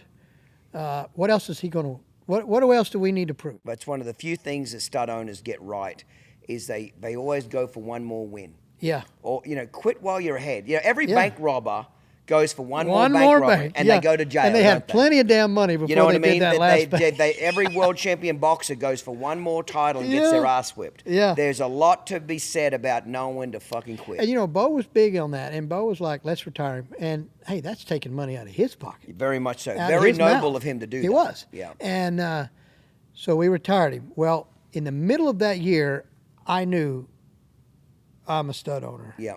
And I'm ignorant. I know nothing about the stud business. Zero. Okay? I said, I'm going to stand him here. I don't want that. I don't want him going off somewhere. I love him. I want him here on the place. So I built a stud facility. I built a stud barn. I built a collection room, built a lab, built this, built that. All in Amarillo. All in Amarillo. Had Greg Benaclaus in my vet right down the road. He's gonna collect him. We got us a plan. Unbeknownst to me, if you don't have enough semen, Yeah. it's hard as hell to ship. No shit. I'm ignorant. I've already built all this. Yeah. We hadn't even checked him yet. You haven't even jerked this some bitch off yet. No, nothing. I just know I got a stud, and he's going to stand here, and we're going to ship semen. Check one. If you got a stud, jerk this motherfucker off I mean, first. yeah. Let's see what he's got going on. I mean, talk about having to learn a whole new vocabulary. See, I love this. People are going to think this is the best part of the story. You did everything right except jerk the stud off. we That's the didn't only check thing you him. fucking didn't Yeah. do. Every trainer's looking for an edge on their competition. Whether it's a better horse, better way to train it. But really, in reality, all the trainers have got access to great horses. All the trainers are doing a lot of the same techniques. To me, the next greatest edge on competition, whether you're reining, cutting, cow horse, eventing, or racing, is keeping your horses sound and ready for competition. For the last 4 years, I've been sparring my horses by Creek Equine Spar, and I spar them for 20 minutes every day after I ride them at 36 degrees. It ices down all 4 legs. What a game changer. My vet bills have been cut back by 50%. My horse's soundness has been gone through the roof, okay? People think that spas are expensive. It'll pay for itself just on saving on vet bills in the first 18 months. Spas have been around for a long time, but for years they've been junk. They are broken more than they actually work. You needed to be like a plumbing engineer to make some bitches work. Creek Equine are using the latest technology, industrial strength machines that are basically maintenance free. Anybody can operate this thing. Even me as a horse trainer, I can operate it. And more than anything, it stays working. Go to their website, check them out. It's a game changer. In the next 10 years, if you're a professional horse trainer, if you don't have a spa, you will be left behind on your equine soundness. Nothing would please them more than to see this old piece of shit in a coffin. Oh, they want to drive a steel knife down his stupid fucking throat, and they talk about it quite often. Okay, guys, we got some hate mail. These some bitches are boiling. This comes from, this is an Instagram account. It's called Revamp Construction Company. That's his handle on Instagram. Look him up, Revamp Construction Company. He says, close your eyes. You can totally imagine it's the Lucky Charms guy talking about how he built his brand. That actually kind of made me laugh a little bit, okay? Best of luck to you, buddy. Best of luck to you.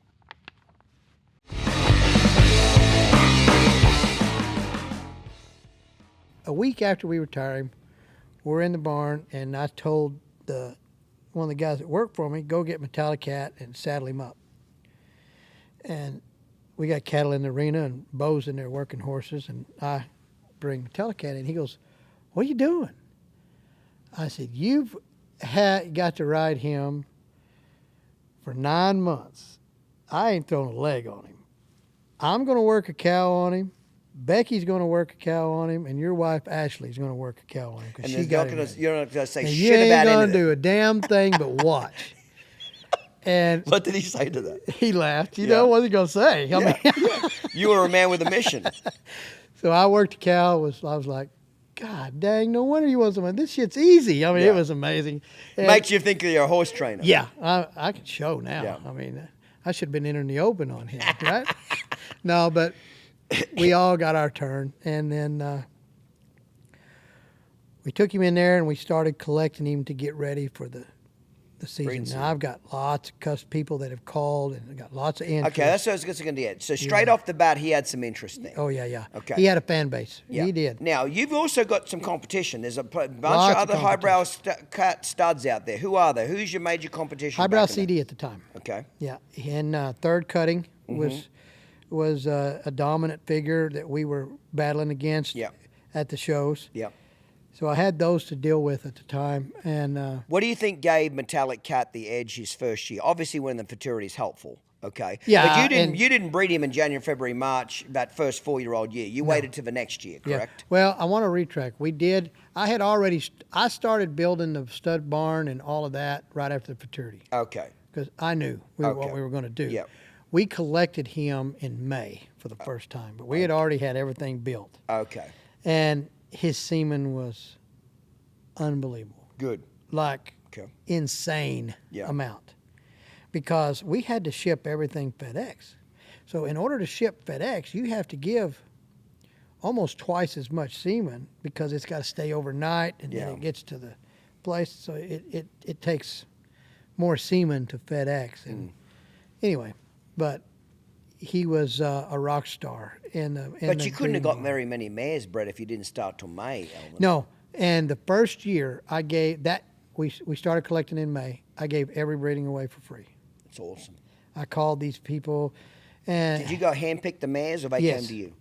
I hustled. We want to, and Bo hustled it. You know, hey, we want to breed this mare. Yep. We'll give you the breeding because why are they going to take a chance on a unproven stud to a great mare and waste an embryo? I'll give you the breeding. I'll give you. I think we bred 65 mares that year, and they were all free. Yep, smart.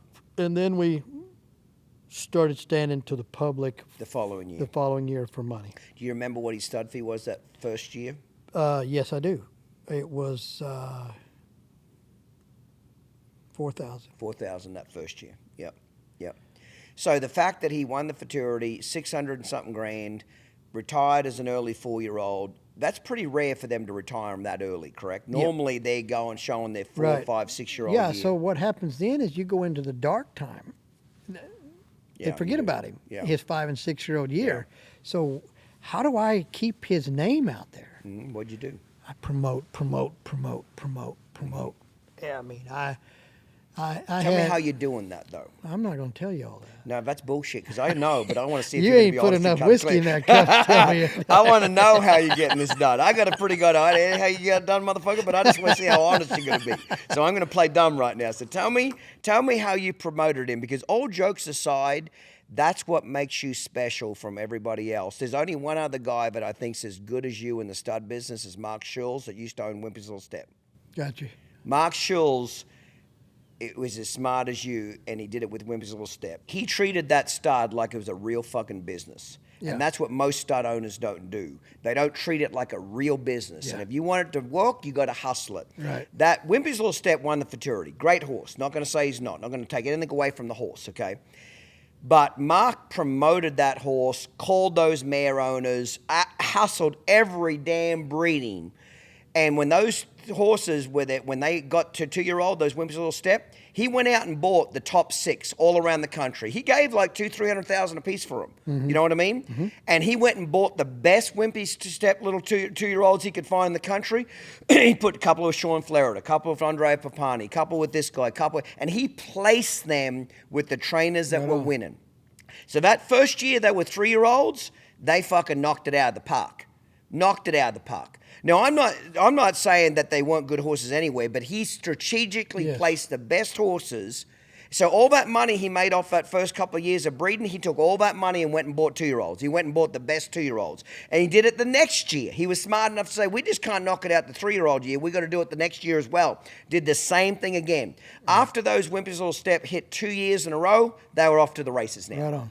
Off to the races. Right. And then eventually sold the stud for $6 million and made a shit ton of money. But it wasn't by coincidence, okay? Though to me, that 3-year-old year, that first year of their 3-year-old, you got very important. They got to hit. If they don't hit, they're off you like a dirty shirt. Yep. I'm not saying you can't make it back, but man, it's hard. It's tough. It's hard. Tough. And not only get the first 3-year-old year, safety up and get the second one. So what we would do was we would, I'm banging the phones out. I'm making deals.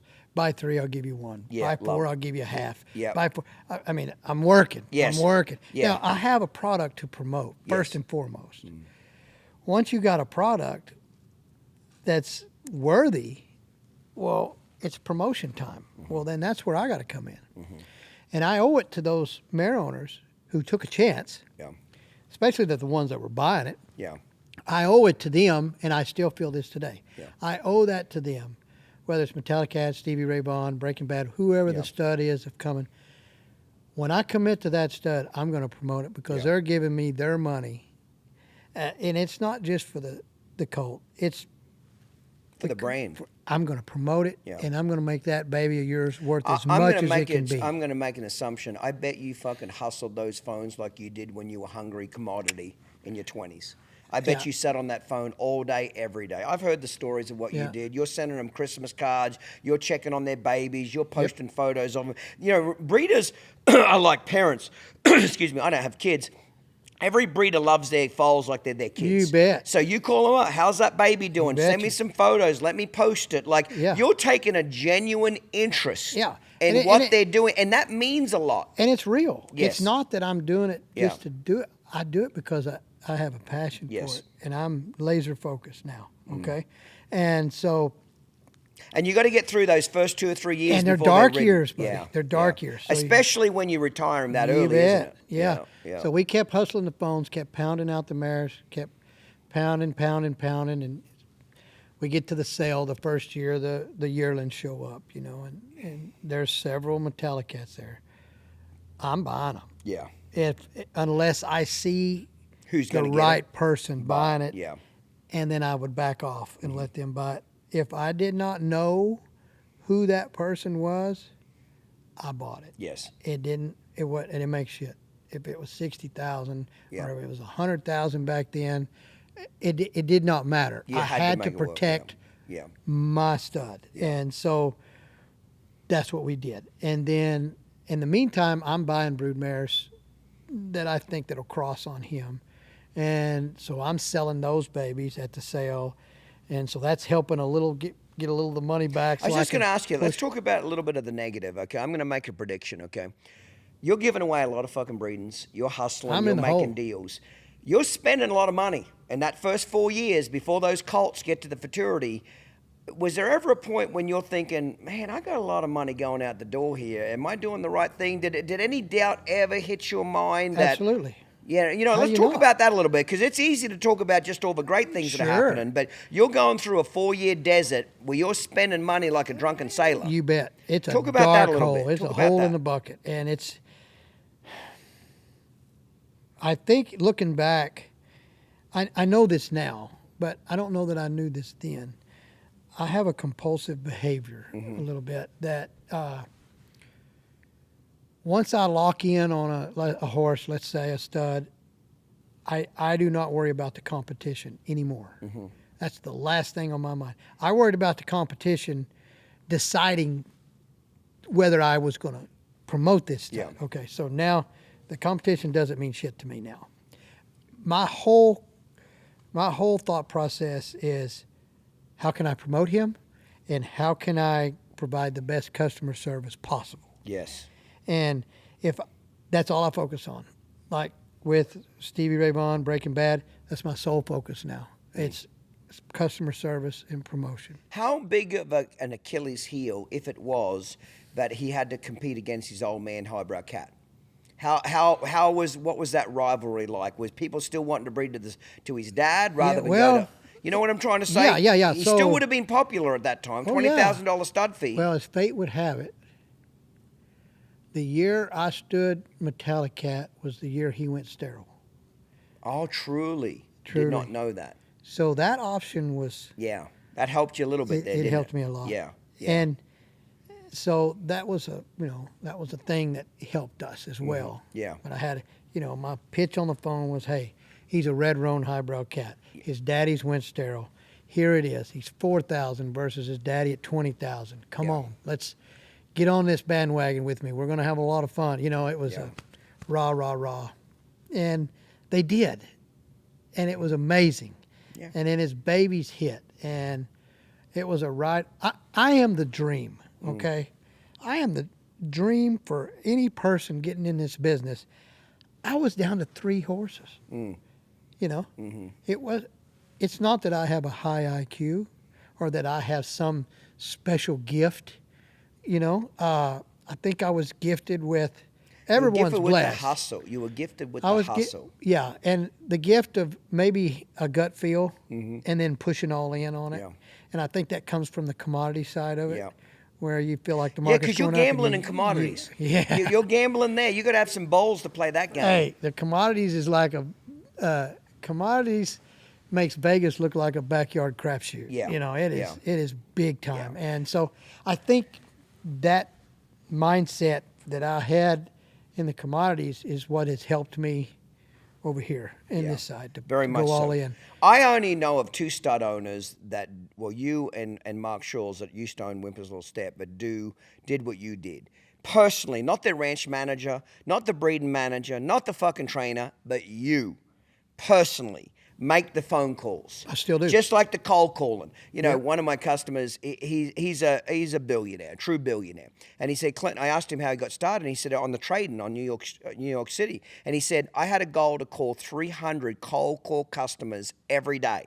And he said, I knew I'd only get 2 to do the deal with me. Yeah. He said, I got rejected 298 fucking times a day until I got the 2 that bit. Yeah. And I said, how long did you do this for? Like that kind of negativity. Fuck off, fuck off, fuck off, fuck off, fuck That'd off. get old in a hurry, He said wouldn't it? 5 years. He said, I had it down to a science. I knew if I called 300 cold calls, I was going to get 2 that bit. And from those 2, I could build. I could build. That's I could awesome. build. He's That's a billionaire now. Yeah. But think of that. Think of the destruction at the end of the day when your wife says, "Well, honey, how many people did you call? 300. How many sales you get? Fucking 2." Yeah, like you got to that's be a tough. confident motherfucker. You do. You got to have balls of steel to keep gotta have drive, walking yeah. back into the lion's den to keep doing that shit. Yeah, and hey, the stud business is a tough business. Yeah, It's tough. It is tough business, but to this you- day, I yeah. call, I make the calls, and I talk to the mare owners. I have never been worth a shit at having a company that I macro manage. Mm-hmm. It's never worked for me. I'm like 0 and 20. They just don't work. Yeah. When I rely on someone else to. You will never be your own downfall. You know what I mean? When you have to do it, you'll make sure it gets done. Yeah. So I'm the cliche of the micromanager. Yeah. It's just I'm at the barn. We collect the studs. I know what his semen was. I'm the one that decides how much semen gets sent to the mares, which mares, the whole deal. It's my game, and I call those mare owners every other day. So if there's 15 mare owners on the list, I call every one of them. Hey, I'm breeding your mare today. Just thought I'd let you know. Yeah, it goes a long way. And I do But that. you're treating it, Alvin, like a job, though. It's not a hobby. It's a Yeah. fucking career. It's a Yeah. job. You're treating it like an actual, job. Let's back up just a little bit. So you buy the yearlings. Talk about the 2-year-old sale. Any of them go through the 2-year-old Yeah, sale? What 2-year-old happens there? sales. Did you buy any of them? Yeah, we bought a little bit everywhere, that was needed. Now, is And I Bo still kept- your trainer? Yeah. He's still working out of the same facility? Yep. Winning the Futurity for Bo, what did it do for his career? Better horses, better customers? Did it give him the boost he needed? It did not at first. Oh, truly? And it was shocking, and I think Did I people was, think he got lucky? I don't know if they thought he got lucky or, well, now he's just going to show Alvin's horses, and he, if I send him one, maybe he won't show one. Okay. I think I was a little bit of a hindrance on him. Fair enough, yeah. And location, being off in Amarillo, you're not in Weatherford area, Yeah. so. And that was subsequently the reason he finally left, because he was picking up horses. Don't Yeah. get me wrong, but he should have been picking up The big time the one. big time Yeah. horses, and I think I was hurting him. Yeah. And we talked about it in grave detail, and thought it was best. He stayed 2 or 3 years. Yeah. And thought it was best that he go to Fort Worth or go to Weatherford.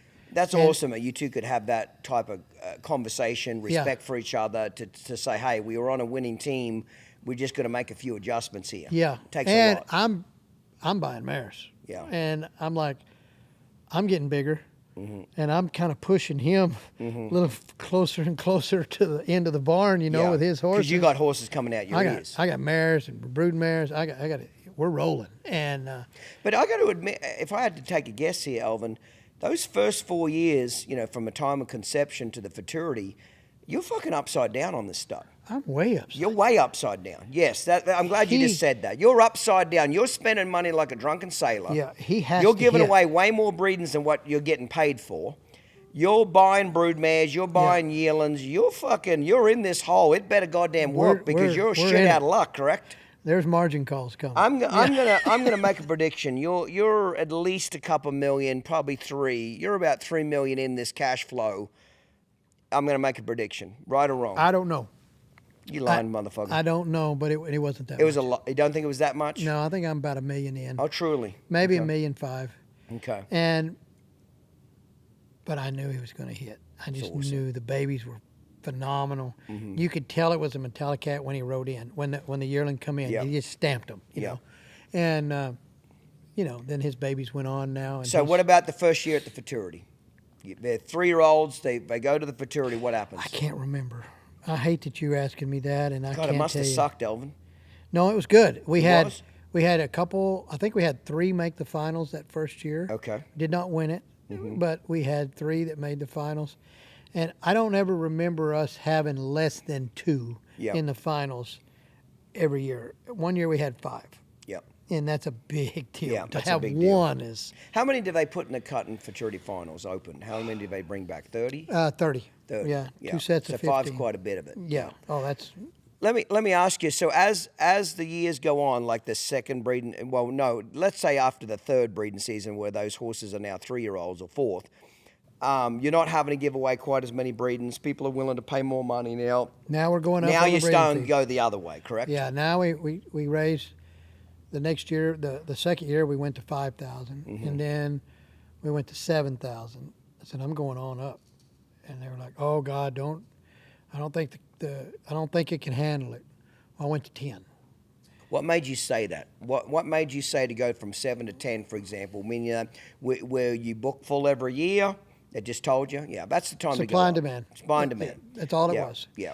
When you got more And- people trying to buy your shit, it's time to go up. Yeah. Yeah. So we went to 10, and we were busier at 10 than we were at 7. That's often how it works, yes. Yeah, and so that's where we stayed. We Yeah. just left that our ceiling, and then the money started coming in. That's awesome. You know, but Yep. it took Yep. a while. Yeah, I know it does take a while. You're damn right about that. And then we sold him. Yeah. So talk Crazy. about that. Talk about that. So, well, before that, were you the guy, or was Bobby, the new owner of Metallic Cat, who was the guy that got him into cow horses? Were you the original guy that Yeah. moved him over to cow horses? We moved Tell him me over. about that move, strategic move to say, okay, did you see something in the cow horse industry? Did you wait till they moved to Fort Worth? What made you make that decision? They were still in Reno I was getting some calls from the snaffle bit, the Reining Cow Trainers. Horse. Yep. Trainers and breeding some mare. I'm like, what is this? I've never heard of this mare, you know. And it was a Reining Cow Horse mare, or it was a whatever breed it was, and so it wasn't a cutting. And so, what is this? You know, what is this? And so I said, hey, we need to learn a little more about this Reining Cow Horse, even though it's out in California. There's something here, and so we went out, watched it. What'd you think of it? Loved it. What'd you love about it? Totally intrigued of how a 3-year-old could do 3 different events with the same bit. It was, A smooth snaffle, mind you. my jaw was to the ground. Yeah. That what they could do. Yeah. And so I started promoting over there on that side. I started running ads in the magazines, putting billboard, putting signs up, whatever the hell I could do To get his attention over to get the attention over there, and they came. And that's where we were at. And now he's very dominant. You know, Yeah. he's the dominant horse there. Yep. You know. Okay, so I just wondered about that. So tell me, walk forward now. Everything's rocking and rolling. Colts are doing well. Money's coming in now the other direction. What made you want to sell him? Meaning didn't. that you didn't? Yeah. Never had any intentions of selling him. But Mr. Patton wanted him. And at some point, you gotta say, this is, you know, Ridiculous. I got to do Yeah. this. This is life-changing money for me. Absolutely. Do I want to sell him? Absolutely not. And Horses you don't want to sell are the ones you make a shit ton of money. When you want to sell it, you Yeah. can't give the fucking thing away. oh hell no, Can't give you it away. can't get him to But answer the their one phone. you don't want to sell is the one that they always push you to have enough money that they force you to sell for something Yeah. that you don't want to, but you do. Yeah. Yeah, that's just the way it goes, isn't it? And yeah, so he bought him. We made a deal that afternoon. He flew a vet in that night. They vetted him, and he left the next morning That's awesome. because he was afraid I was going to change my mind. Oh, That's truly? what he told me Yeah, afterwards. That's yeah, why I flew yeah. my vet in right Yeah. then. Did you know Mr. Patton? Now, his name's Bobby Patton, correct? Yeah. Did you know him before this deal, or No. just of him, or didn't know nothing about him? He Didn't- wanted- Didn't he come from like a completely outside source into the cutting world, didn't he? Yeah, Just give us a little owns history. the L.A. Dodgers. Okay, he owns the LA Dodgers. Yeah. So he came from a non-horse family, Yeah. so to speak, non-horse background. Correct. And he was getting into it, and What made him get into it? Do you know? I don't know, but he wanted the best stud out there, and he called around, and everyone said Metallicat. Yeah. And so he said, I'm calling to buy your horse. I said, well, he's not for sale. I'm buying your horse. Let's talk, And so it was that kind of situation. And then I said, I'm going to have to call you back. I had to get Becky involved because, hell, this horse is family. Fuck, he's Becky's horse because she told you to buy the sumbitch. And then, hey, the most ironic thing was the day he left, the day we sold him, was our Becky and I's anniversary. That's awesome. And she bawled. She was mad at me for 3 days. She wouldn't even hardly talk to me. But, you piece of shit. You broke your wife's but I heart told her, again. I said, it's better to be sad in a Mercedes than it is to be on a bicycle. She still didn't give you no pussy, but she was still mad at you. She was mad at me, though, I'm telling you. I love it. Sure. I love it. I love it. And the strangest thing happened after that. That was, we sold him in September of 2017. We had him almost 10 years. And so he had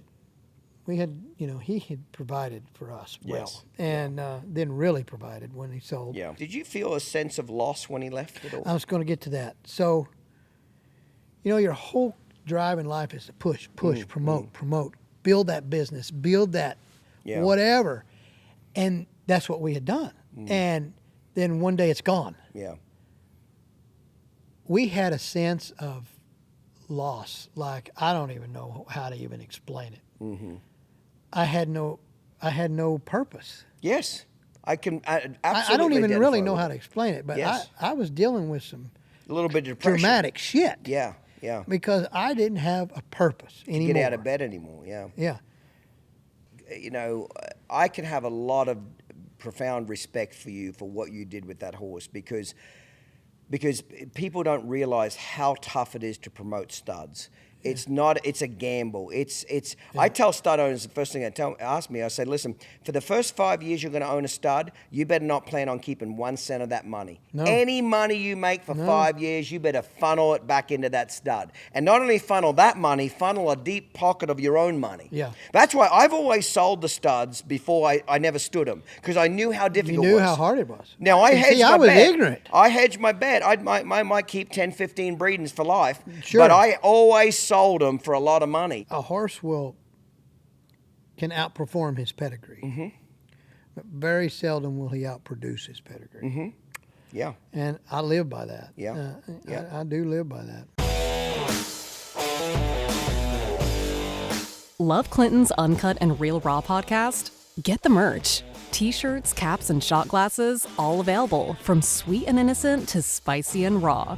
Shop the full line at shop.downunderhorsemanship.com.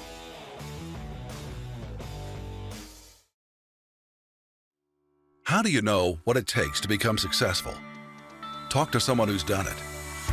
Clinton Anderson became a multi-millionaire by leveraging his passion for horse training into a global brand and media empire, starting with nothing but the change in his pocket and the will to succeed. In doing so, he revolutionized an industry and became a celebrity. Now, you can put his experience and advice to work for your business. With Clinton Anderson's business consultancy, you can tap into Clinton's unique perspective, hear his straight talk, and get his no-nonsense advice. Just imagine yourself armed with Clinton's hard-earned knowledge and entrepreneurial spirit.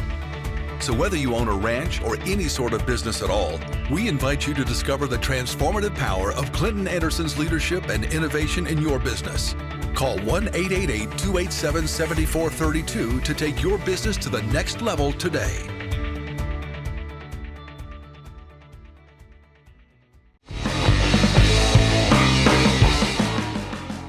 Alvin, we freshened up a cocktail, mate. So there's a bit of a loss in your life with Metallicat being sold. It was a crazy emotion. Yes. It was insane. It was, what we had worked for 10 years to build. Yeah. Was now every gone. day too. Every day. Yes, that's what I think. That's what people, stud owners, don't get. They think winning the Futurity is enough to get your stud popular. Yeah. No, You fucking hustled that job every day. Yeah. I bet you put way more attention into that horse than what you did your commodities. Oh yeah. I bet your commodity brokerage got fuck all of your attention. Yep. Is that right or wrong? You're right. You know, luckily at that time I had enough brokers at the office that I was more of the hall monitor. Yeah. You know, and I could focus my time on the Stallion deal because, hey, all of a sudden I've got a lot of money going out to that damn deal. I have to focus some time in people there. would be shocked if you had an hour meter that you clicked every time an hour went over that you put into that stud and to promote him. I think people would be fucking shocked Yeah, of I how many probably would be, thousands too. of hours went into that thing. But again, But we loved it. It was I a loved business, though. It was a business, but I loved it. Yeah, I mean, it was passion. I wanted him to kick ass. I wanted his babies to kick ass, and I was going to do everything in my power to help that happen. Yeah. And now he's got to do it. He's Yeah, got you to gotta do do something. But So you sell him in what month?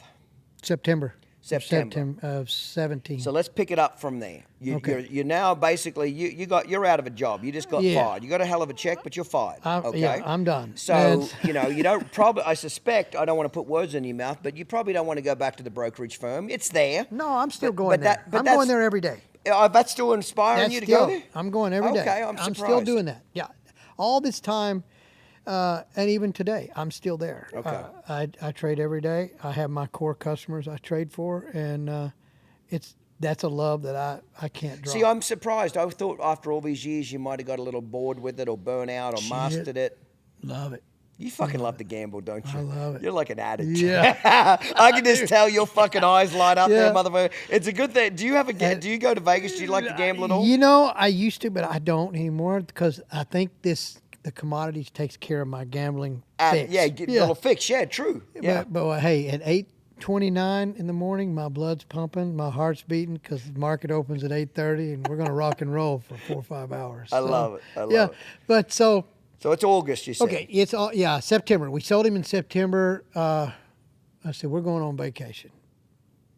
We're gonna go relax, and they said, well, what are you gonna do with your life? You know, I mean, this is life-changing money. What are you gonna do? I don't know yet, but we ain't gonna worry about it. We're just gonna go enjoy life. So we tried that, and that lasted about 10 days. I was so freaking bored, and my wife was about to wring my neck because She'd had enough of your ass. She wanted my ass out of the house and at the barn or something. She was going crazy. And I got a phone call in February That'd be the next year. yeah, in February. So it was like 4 months. And this guy said, hey, Stevie Ray Vaughan is fixing to be for sale. He was tied up in litigation in court. There was a lot of shit.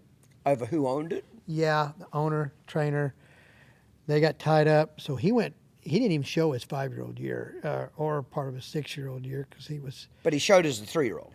He won the Futurity. As a Stevie Ray 3-year-old. Vaughan won the Futurity, went on his 4-year-old and won quite a bit. He won $420,000. Who showed that horse? Ed DeFarina and Rietta DeFarina, his daughter. Okay. So that was the first horse out of Metallicat that won the Futurity. Oh, it was. Interesting. So he had a very special place Yeah, with me. yeah. You can imagine. He was actually, to back up a second, Stevie Ray Vaughan's mother is Miss Ella Ray. She was showing the same time Metallicat was showing, and I loved this mare. I loved her. And so I went to Ed and said, I'll give you a breeding if you will breed this mare to Metallicat. He said, okay. First baby was a colt named Purple Rain. She was phenomenal. She went on and won, I don't know, $500,000, $700,000, huge money. I'll do it again. Let's go. And the second one was Stevie. But that's how much I love Stevie's mother. That's awesome. And I was giving those to him when I wasn't giving them anymore. Yeah, You know, yeah. that But that man was so train had special. left. Yes. So somehow him and a client, anyway, I don't want to get into all No, that. it doesn't but matter. Anyway, it was tied up in litigation. Yeah. Well, in the settlement, the client got Stevie Ray Vaughan. Okay. And they were elderly, and they had bred to Metallicat. And a guy called me, and he was sitting there in the court, and he said, hey, I don't know if you got any interest in Stevie, but these people just got awarded Stevie, and I don't know what they're going to do. I said, what's their name?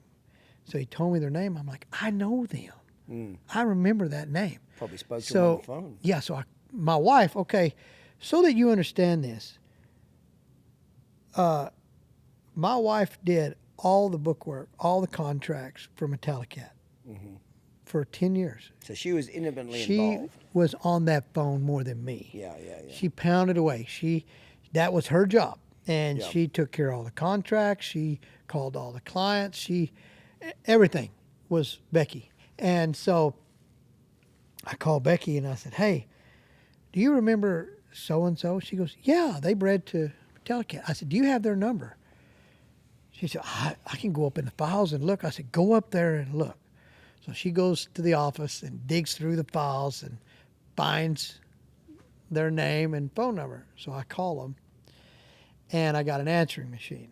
And I said, hey, this is Alvin Fults. I was the owner of Metallicat at one time.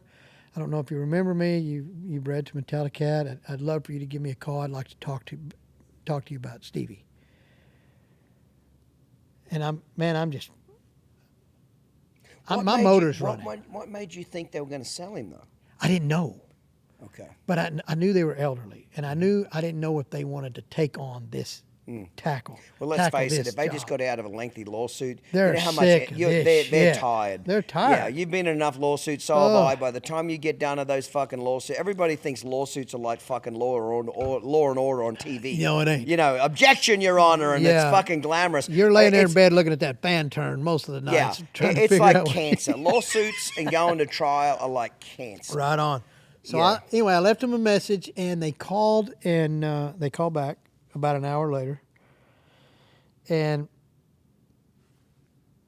I got to back up one more time. The guy that told me the horse was going to come up, that these people got it, he said, I know some people that are going to fly in tomorrow and try to buy him. So I think they want to sell him. Oh, shit. So that's where the hunch came from. So I call them, leave them a message. They're not calling me back. I'm pacing a little bit. My You're like a starting, giddy little skill. Yeah. I can just tell right Yeah. now your fucking Yeah. hands are moving. I can Dick's tell. hard as a rock. Yeah, It's just all over my again. blood's pumping because I really love this horse. Yeah. And phone rings, and it's them. And I said, oh, man, I appreciate you calling me back. He said, well, we had 8 messages on our phone of people interested in this horse, but we remember how nice you guys were to us when we bred to Metallicat. So I told my wife we're going to call you first. That's awesome. Goes a long way, doesn't it? You bet. You're damn right. That personalization. Yeah. That's the only reason they called me first. So I love that they said that. So how'd the phone call go? So I said, what's your plans with the horse? What do you want to do? Are you going to stand him, or are you going to show him? He's still got, a little bit of a 6-year-old year left. Oh, we don't really want to stand him. We're too old for that. And I said, well, I get it. I mean, it's a lot of work. And I said, you want to sell him? Yeah, we want to sell him. Well, what do you want for him? And it's public, so I don't mind putting it out. They said, well, we want $2 million for him. I said, well, I did the numbers. I did my due diligence on this horse, and the horse is worth $1.5 million. And they said, well, we've been offered that. And I said, well, there's a reason you've been offered that, because that's what he's worth. Yeah. I'm not trying to hustle you by any means. I'm just telling you that's on paper. That's what the horse is worth today.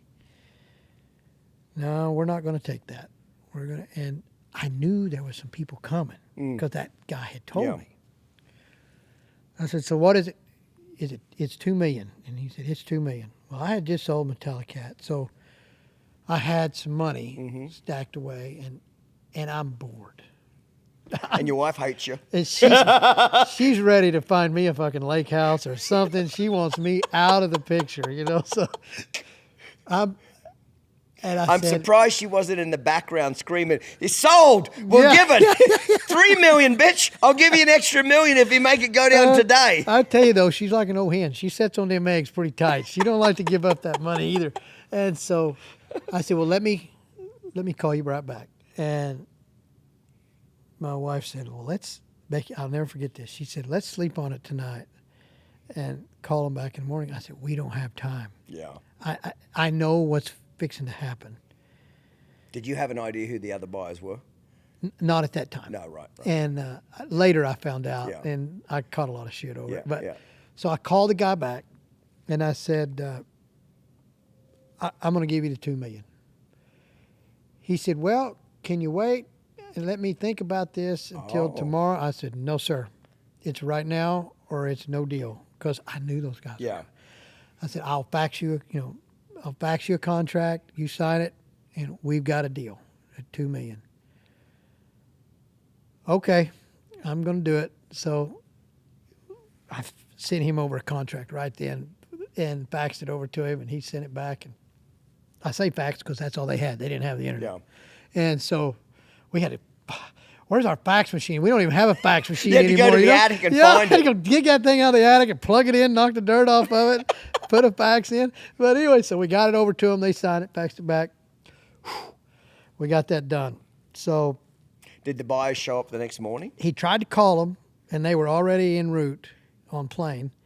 So he had to meet them at the airport and say, guys, I'm sorry. The horse is I already bet sold. there were some hot motherfuckers. I bet heard you- about it later. I bet Yeah. you got motherfucked I all did. over town, didn't you? Hey? Are you able to say how you got motherfucked, or can you say any names or not? I'm not gonna say any names, fair. but- hey, but- after but this yes. podcast, we're going back to have a couple of cocktails. I want to know who motherfucked you, okay? Because I guarantee it would have been good. Yeah. So, yeah, it was really good. But at this point, I don't even know if the horse wants to cut anymore. I didn't give a shit. Tell me, because I never followed, I've only gotten into the cutting the last couple of years, really followed it, okay?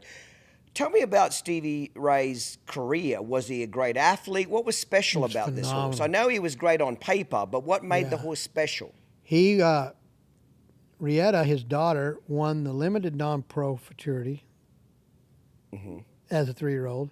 And then her daddy, Ed Defarina, came in and won the open Futurity Oh, truly? in the same show. At the same show on the same show, horse? Same horse. He was phenomenal. I mean, just like crazy. And he went on and showed his Did the 4-year-old same trainer year. keep him his whole career? No. So he kept him his 4-year-old year, and then they got tied up in a lawsuit. The horse went dark, stood in the stall his 5-year-old year till February of his 6-year-old year, until I bought him.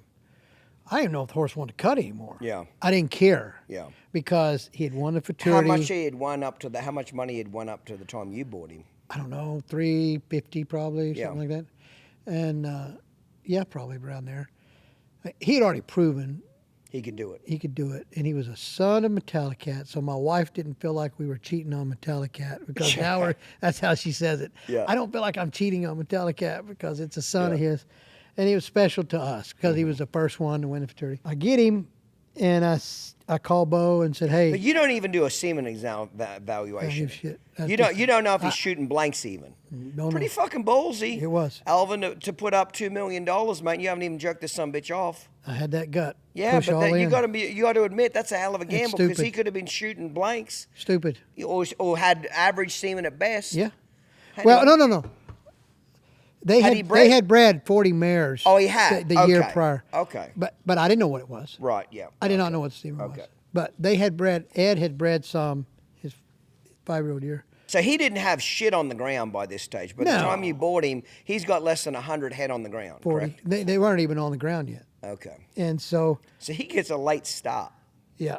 And so when I get him, I send him over to Bo's. I called Bo and said, "Hey, I just bought Stevie Ray Bond." He said, "You got to be shitting me." I said, "Yeah." I said, "I don't even know if he wants to cut anymore." I mean, I truly don't know. He's had a year and a half sitting in stall, not being shown because he was tied up in litigation. So anyway, I sent him over to Bo, and Bo works him for about 2 weeks, and I'm on pins and needles waiting for him to call. You can imagine. Bo calls and says, "Enter this sucker at every show you can possibly enter him at." I said, "Really?" He said, "Oh my God, he's something. He's faster than his daddy. His feet are faster. He's got dual ray in his blood. Metallicat was a Pepto Boone's Mall. Stevie was Metallicat out of a dual ray mare. It's a little more heat there. And it goes back to the Dual Ray mare goes back to Hugsalina, which is a smart Chickalina. There's some speed there. Yeah. You know, so Bo's like, enter him. Just start entering these aged events. So we enter him at the Arbuckle was his first show. He makes the finals. He ends up 4th. Pretty good showing. And we were, you know, nervous as you can imagine. And then go to the next show. I don't remember if it was the Cattleman's or whatever, but he wins it. Well, then here comes the Super Stakes, which is the second leg of the Triple Crown. It's the second largest show of the year. And we make the finals. And, oh, my God, I'm sitting in the same seats because I'm superstitious as hell that I sat in when Metallicat won the Futurity. We used to have them to this day. We're way up in the nosebleeds because we were nobodies, you know. But we still sat there. They've offered us boxes down in the bottom. Yeah. I don't want to fuck. I want to be up there. I love that. Okay, so that's awesome. We're sitting up there, and Bo goes in on Stevie, and it's like I'm having deja vu. Yeah. I'm seeing a roan stud working like crazy. I mean, like insane. And he marks a 231, which sets the arena record that's still there today at the Super Stakes. That's awesome. And wins that. We take him out to the breedings, or the phone's ringing. We're rocking now. Yeah, yeah. A little slow up to that point. I'm working. Yeah, and you're hustling. I'm hustling, but I have the backing of the Metallicat customers. Yes. I have that believe following. In you. They believe in me. They know you're not full of shit. They know you're going to back the stud. They know that you're not going to dump them. They were coming. A little easier sell. Very much so. Yeah. But when he set that arena record at Fort Worth, then they're ringing your phone off. I ain't calling no more. I'm receiving calls. Yeah. And so we book him up. We don't take him to the BI in May because my book is too big. I got to concentrate on breeding. And we take him out to the West Texas because that's Amarillo. That's where I'm from, where I was. And we show him there in August. He wins that, and I retire him. And the rest is history. Yeah. He's won, his first crop won the cutting Futurity, NCHA Futurity. He's won the snaffle bit twice, his babies, and won reserve once. Yeah. So that's awesome. we're on a roll. You're on we're a roll. rolling. You got that passion back again. Yeah, I'm How hungry old is again. Stevie Ray now then? He's 12. 12. So he's relatively young. Yeah, he's today, going into his up next... to date, he's won 13 million in offspring. Yep. 2 million of it in the Reining Cow Horse. Yeah. I've had 2 Futurity horses I showed this year by him. Yeah. Yeah. Yeah. Sure I had was. one out of Little Pepto Girl and another one out of that mare that you bred. Yep. Yeah. And yeah. then Chris Dawson won it on a Stevie. Yeah, this they're year. very, very, very popular. Yeah. That's awesome. He's a fast horse. His feet are fast. Yeah, that comes from the Dual Ray, correct? Yeah. That's what I believe. Yeah, that's awesome. So, are you still showing yourself now or not? Still showing. My son shows. Yep. And what does Bo help you guys get your horses ready? Who helps Yeah, you? Bo's got some horse. I have some horses with Bo. Is and Bo then, still your main trainer that trains? Yeah, pretty much. And then I have another trainer that goes, to weekend stuff. Yeah. And Bo's not going to go to. No. And I pretty much, Bo's got my open horses, and then my son's amateur, and I am now because I'm so damn old. But so I'm in the amateur, and so we've got somebody to help When us. Bo in that moved as well. back to Weatherford, did it help his career get better horses? Was that the move he needed to make? It was. Yeah. And it was a hard move. It was a hard move for him to decide, and it was a hard move for me to let him go. And, but it was the right thing for everybody. Yeah. Yeah. Sometimes those hard decisions are the right ones, but they're tough. Yeah. What do you see about your commodity business? You think you'll ever sell it? You think you'll No. keep it? No, you like it? You still like the game? Love it. If I do sell it, it'll be to one of the brokers in there that's been there with me for 20 years. Yeah. And I'll flip him the keys. Or her the keys. But listen, mate, you've been an Enjoyed absolute inspiration. I love the story. I love what you've said. I think a lot of people listening to this are going to get a lot of passion from it. The thing I'm enjoying, I do this podcast, Alvin, because it's fun for me. I don't make any money doing it. It's just fun and it's enjoyable. But what I really noticed that I'm getting a lot of young people walking up to me with hustle now. Thank you, Clinton. I love the guests. I love what they're doing. I'm making more money. I'm working harder. It's inspiring young people to get off the fucking couch, get off their phone, get off the phone, and start hustling and start making money. And not just making money, but not be ashamed of it. There's this fucking stigma in the horse world that if you make money doing this, why somehow. Is that? Yeah. I don't know. I don't know why it is, but there's a stigma that if you make money in the horse game, you somehow cheated the system. You know what I mean? If you didn't die in a single wide trailer at 80 years old, busted ass and broke, having your slick fork fucking saddle beside you, you're an asshole. Yeah. You know, fuck that. I didn't want to die broke. I had a goal to be retired by 40 from when I was 20. I missed it by 3 years, but that was my goal. I never wanted to die poor. I never wanted to die with not having any money, you know? Right. And I want to change that stigma that it's okay to make money in the horse game. Yeah, and why is that? Because, you know, you can make money in this business and be honest and be true. Very much so. And we pride ourselves on that. Yes. I mean, I pride myself. I honestly love a problem right now in the breeding deal. Yeah. If there's a problem, then that means I get to call them. And I can promise you that problem is going to be resolved. Yeah. And we're going to get to have a conversation with that person. Yes. And I can fix pretty much every problem. Yes, very much so. I just love that. And I just want to treat them the way I want to be treated. And if I can't do that, then I'm out. Well, I sure appreciate your support of the podcast. When I called you, I sent you a text and said, hey, I don't even know if you heard my podcast. You want to be on it? You said, fuck yeah, I love it. I listen to it. I want to be on it. If it inspires you to keep doing what you're fucking doing, I love it. It's inspiring other people, right on. Especially young people, to get hungry, be successful. You bet. And I can tell that you're the kind of guy that wants to mentor young people, just like that guy did with you. What was his name, Mike? Yep. Is he still alive, Mike? Oh, yeah. That's awesome. Still my partner. And Yeah, still I'd love to trading. meet him one day. I'd love to meet him in Fort Worth, and You we'll will. go have a few cocktails, and I Yeah. want to find out about fucking 21-year-old Alvin. He ain't scared to drink a cocktail. I love it. Yeah. I love it. Well, listen, mate, congratulations on your success, and congratulations to your wife as well, because she was obviously a big part of this. Big part. And probably doesn't get sometimes the recognition Right. maybe as you get or the studs get. Yep. But I haven't met her. If I ever do, I'd like to thank her, because there's a backbone to everything there. Yeah. She And says she's the backbone and I'm the face. that's all right. But she should be the Yeah, face. She's well, a hell of a lot prettier than I Yeah, am. well, I appreciate it. Well, You listen, bet, mate, buddy. cheers to you. Cheers to Thank you. you for everything. Thanks for- Cheers to the continued success. And when you Thank you. sell Stevie Ray for another 50 fucking million, we're going to have another podcast. Easy now. I love it. Cheers, mate. Cheers. Today's episode was filmed and produced by Uncut Productions, marketing by Stewart & Associates, and organised and administrated by Down Under Horsemanship. If you enjoyed this episode, be sure to hit the subscribe button and leave a rating. Follow us and stay up to date on social media, including Facebook, Instagram, TikTok, and YouTube. See you next time, mate. Cheers.